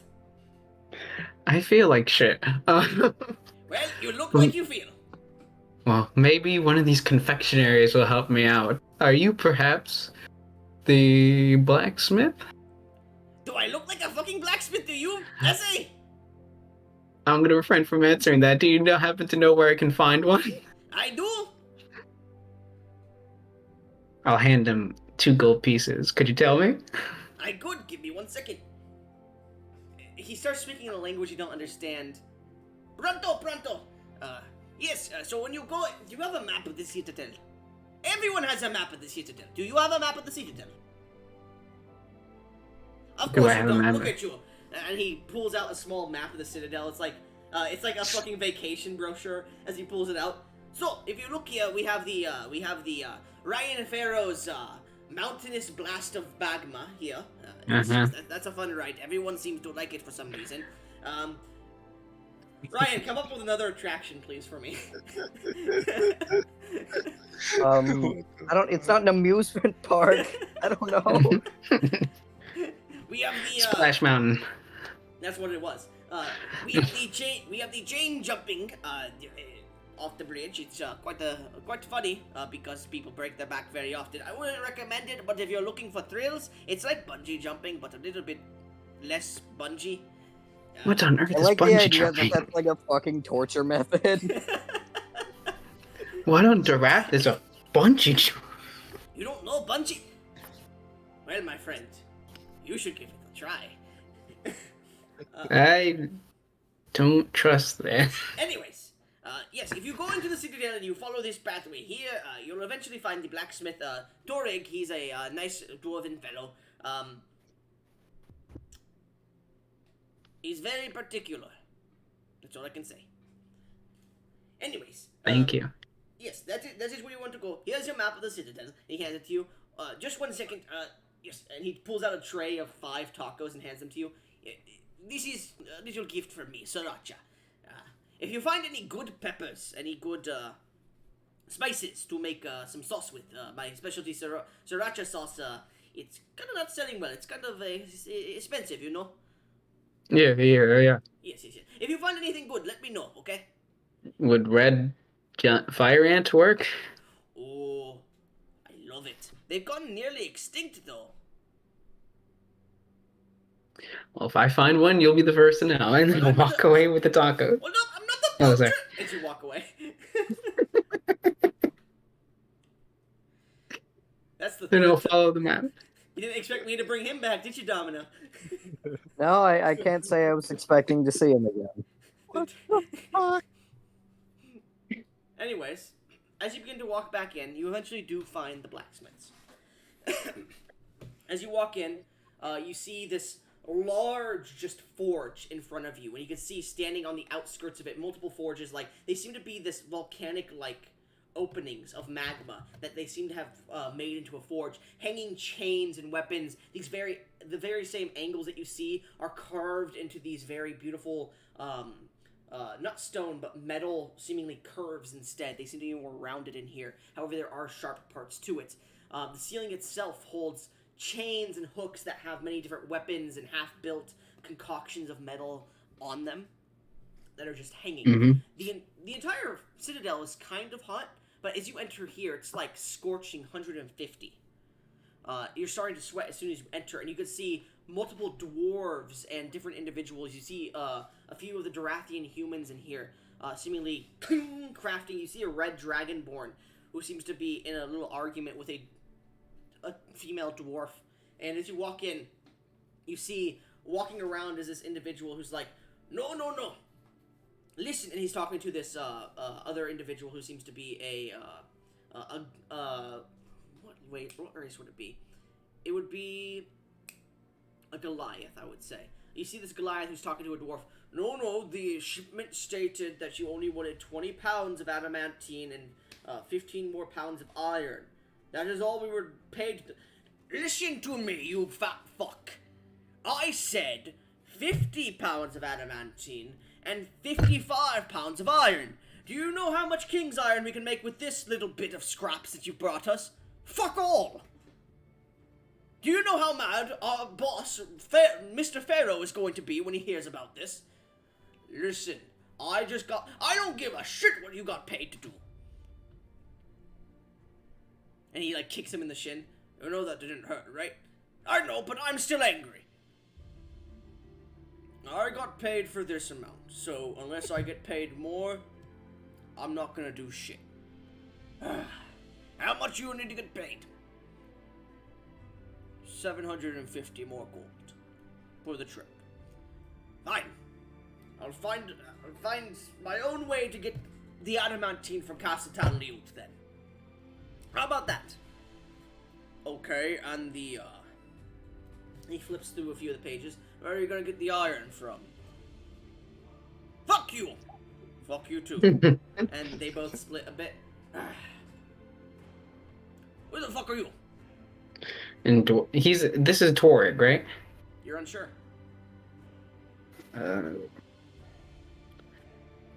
Are you the blacksmith Torg?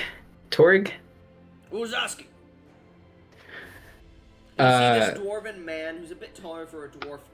He has no hair on the top of his head, but the sides of his head has these dreadlocks that come down. He has this beard that's very finely braided.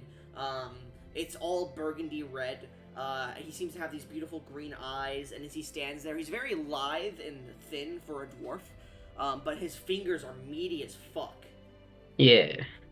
In Dwarvish, I'm gonna say, because can I roll a history check? I want to make sure I got this right. In your dwarves, when they greet each other, insult them, right? Yes. Okay. Sup, shithead? I'm Theolyn. I'm a friend of Ryen. Nice to meet you, pissbag. Name's Torik. Hey, what's up? And I go to shake his hand, even a strength. He looks at you. What do you need? I pull up. Oh, sorry. I'll pull out the thing, the note that Orion gave me. Are you calling him Orion? Oh, Ryen Ferro. I keep hearing you say Orion.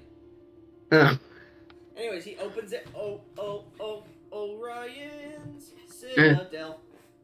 God damn it. God. He opens the note. What does the note say, Ryan? Domino. Ryan? What? Sorry? Oh, What right. does the note say? Yeah.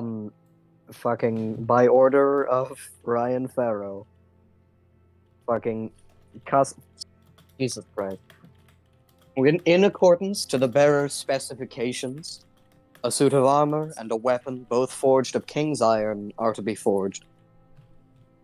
I used the word forged twice there. Just pretend I used a different one. No problem. It then includes the name of Theolyn and Ryen Ferro himself in the form of a signature. Yes. Well, I would love to get in the good graces of you, Mr. Theolyn, and he does a bow.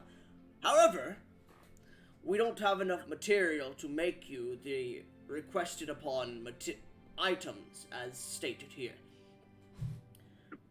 We could make you either a set of half-plate out of king's iron, or a rapier and a shield. Or sorry, a single weapon and a shield, not just a rapier. What does King's Iron do? Is it just regular iron, or is there like a special property? King's iron is a small. If you would like to, do you want to describe it, Ryan, or no?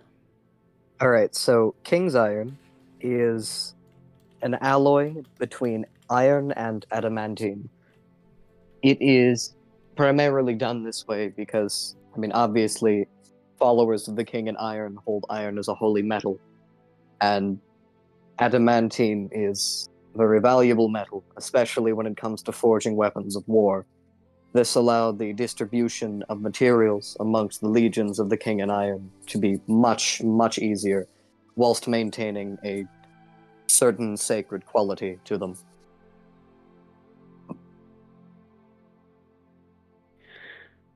Is there a strength requirement for breastplate? Or half plate, I think it was. I don't believe there's a. Hold on here.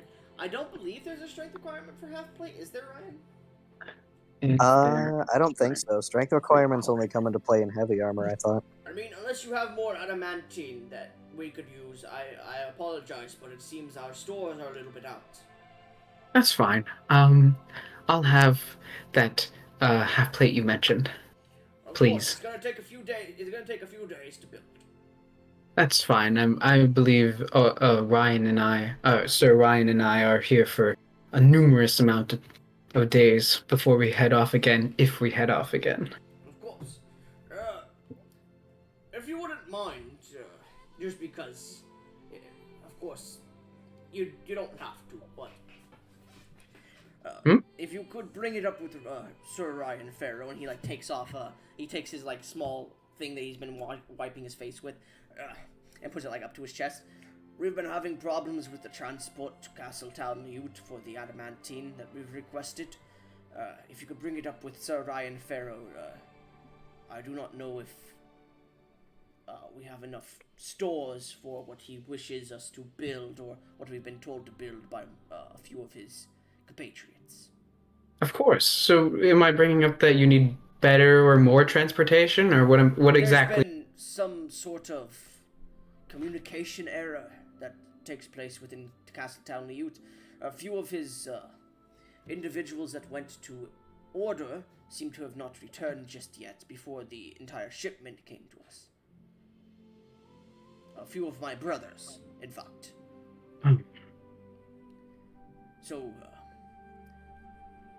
that is where it's gone bad. The communication, it seems they were sent to bring a few more, but they have yet to return, and the entire shipment that they were supposed to order was only partially sent, and apparently that was what we paid for, but it wasn't. Of course, I'll bring up these communication problems with Ryan and see if he can do something about them. It doesn't matter if a shield and longsword can't be forged of king's iron. Would it be possible for me to have regular ones? Of course, yes, we can, what would you like? We already have some in stock. A regular. I imagine I can't get like a +1, or no? Or is it just regular? We don't really deal in magical items. Yeah, of course. Could I please have a longsword? Actually, roll me a persuasion check, I'll say. All right. Big awesome Because sauce. Barnabas would have come through earlier. 18. 18? We did. It was a gift. But we were given a +1 short sword by Barnabas as he was traveling through about a week ago. If you wanted that, but it's not the best. No, it's okay. I would like a regular longsword and a shield. Of course. We can get that right up for you. Let me just get your measurements for your arm, and they begin to measure you. Yeah. In the meantime, Ryan, what are you doing? Alright, so he has since made his way to his sepulchre after briefly visiting his personal armory, taking the time to fetch his original greatsword. Okay.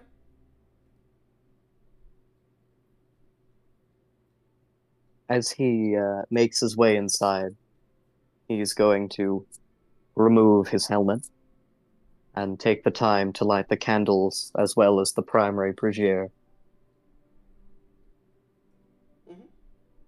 As he does so, kneeling before the crackling fire, he begins his prayer out loud. King, O King, great heavenly Lord in iron, I have allowed sentimentality to hold me. The blades herein I hold are separate, each tools for different purposes, or at least that was my justification. The very first weapon which I was granted, which held in its stores of fire with which I cleansed my foes. With it I united tens of other blades, sacrifices in your name. This was before I'd found my father. And he, as was my birthright, gave to me our family heirloom.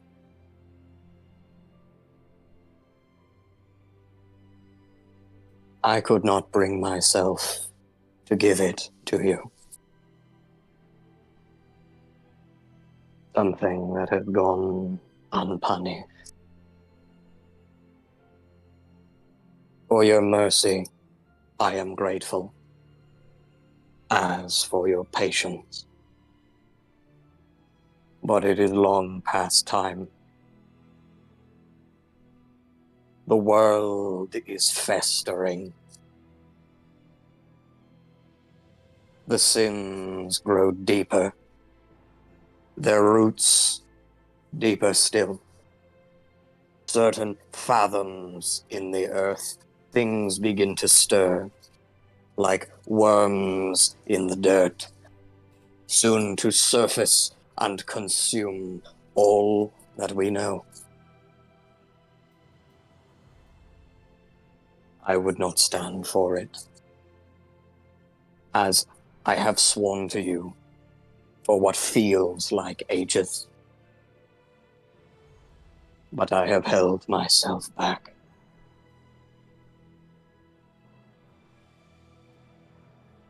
I would give to you now this sword, gladly.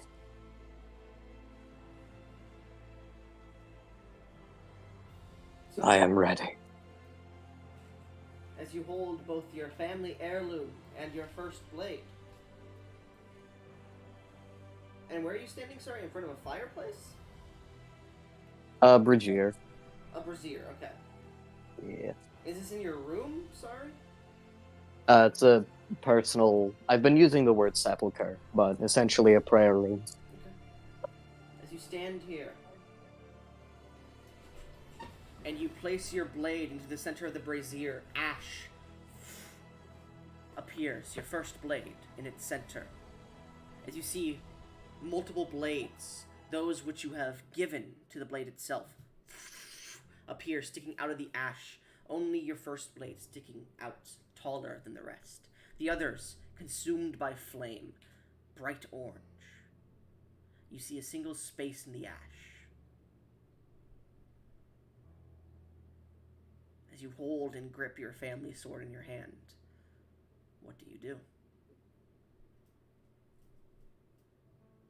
After another moment's consideration, a pause, his thoughts dwelling upon the shadow of himself he met down in the ravine, before taking the blade and plunging it into the fire. As you plunged it into the ashen fire and stick it in further and further, you feel these scorching burn marks hit your body. As you push it in a third of the way, as its tip enters in, your maximum HP is reduced by 5. As the burns seem to push through any immunity or resistance you have, scorching your life force. Do you continue to do so? Deeper still. As you feel your blood begin to boil, as this flame seems to take this connection. Your HP is reduced by another 5. And this is permanent reductions, by the way. To your max. I figured. Do you continue? You can Deeper see the sword still. itself is starting to crack and starting to turn orange. Deeper still? Yas, queen. It locks into place as your maximum HP is reduced by 5 more permanently. As the entire brazier alights and all these swords disappear into the single one atop the flame.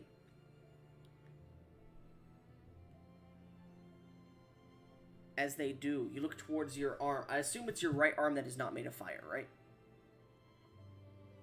Yes. As you look down, you could see the King's Iron, which dawns your fingertips, has been sundered and burnt away, and your skin charred a bit. So you could see the veins that exist within your skin as you turn your hand are orange like magma veins in a volcano.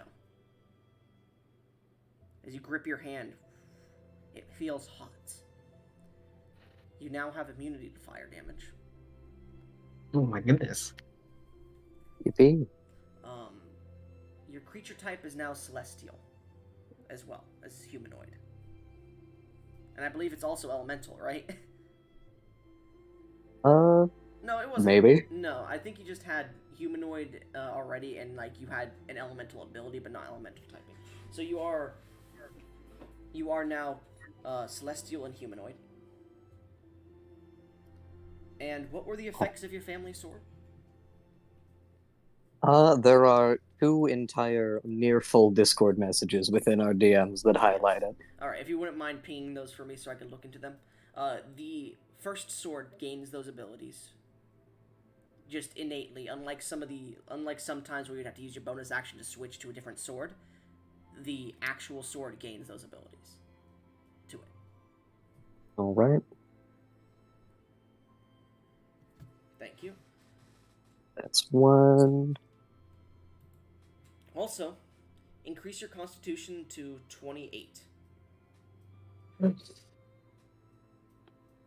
Jesus Christ, okay. God damn. I'll take it.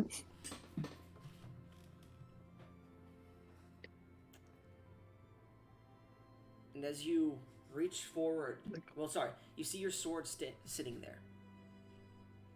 As the flame is fed once more.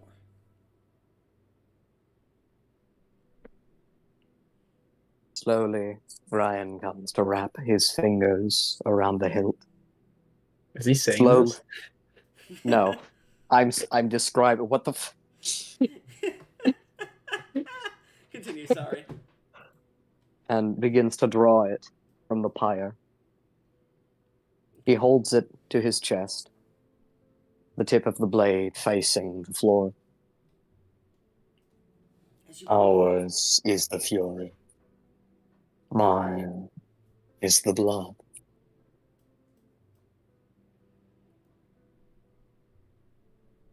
As you take it and slash it to the side, the ash flies off of it. And you see, similar to your own family sword, this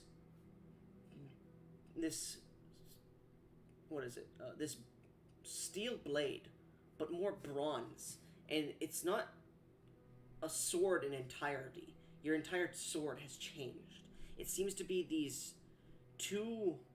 Think of tubes of, like, bronze, right?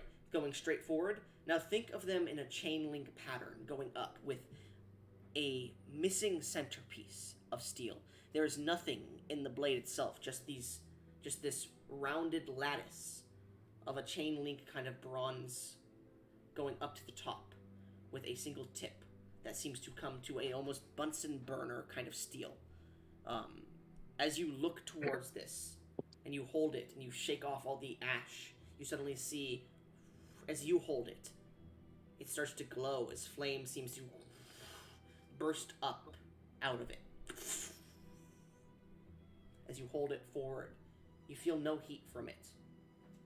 And you look down to your arm that's holding it as the veins in your body burn brighter and pulse as you hold the sword.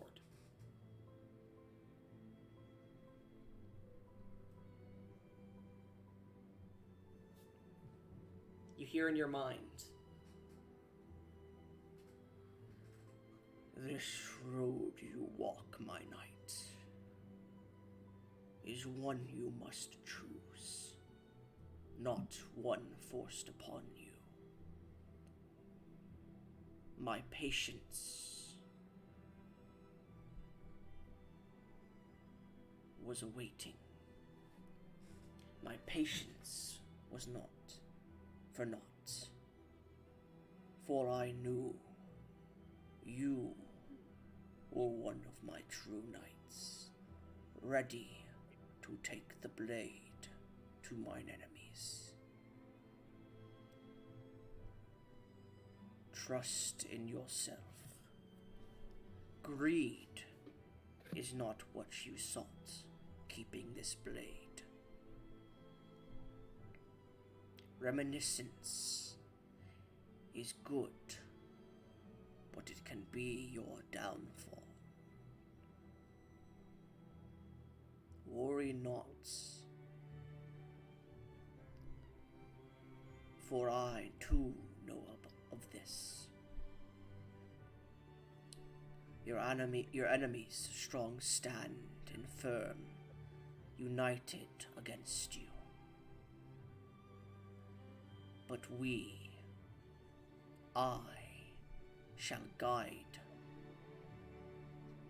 I shall be your guide through the darkness, the light that shows you till the day, and you will bring that day to being. This is your destiny. This is our destiny. Bring it forth, no matter what, no matter the squalls. You are my knight. As the flame flickers, go ahead and set the rest of the scene, Domino.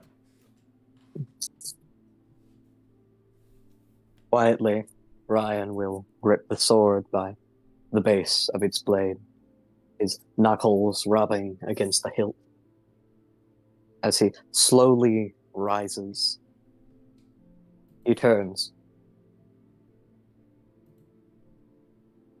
In the room is his initial set of full plate armor, the very iron with which he began his journey. He looks down at the sundered armor which he now wears, something he had ordered in preparation for his joining of the nobility, and how it failed him.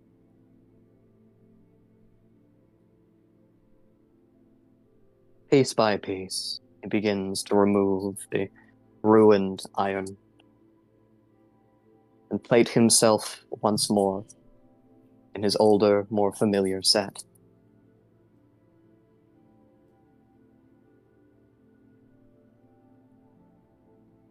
Quietly. Sorry, go ahead. Go ahead. My bad. I was gonna interrupt you, but go ahead. Quietly, he begins to make his way out of the room. With compassion cast to the fire and zealotry burning in his soul. As you push your way out to the room, tested and passed, you know not what your next step may be, or maybe you do, but you know there will be many tests along your journey. And as you think this, you feel a quake of an explosion. As you know now, your next test stands before you. Ryen, we're done with you for now, but Theolyn, as you step out of the forge back to the courtyard, all seems quiet at this night as the braziers alight the sky. However, the courtyard, surrounded by these braziers, a beautiful statue in the center, you see an individual dressed in iron armor, staring at this statue of Ryen Ferro in front of him. Golden trimmed black armor with a single capelet that goes down maybe to half his back, as he stands there with this twisted iron blade in his hand that seems to be coated in this purple metal. As you approach, just from the outside looking, the brazier's lights turn from an orange to a purplish blue and flicker.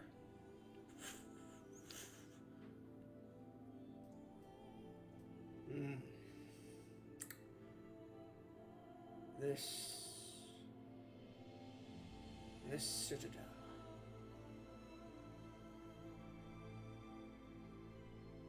It must not remain. You, champion of the sun, the serpents. Yes? You do not belong here.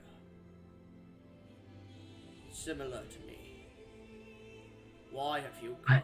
As the individual turns around, and you see a familiar looking armor set, but corrupted, changed. you see standing before you Ryen Ferro. As he pulls his sword out, and this dark purplish blue flame coats it, as you see the air around him grows dark as these eyes suddenly appear in the middle of the air. Make me a wisdom save. Good at those. I get a plus 12 because I'm conscious. Mm-hmm.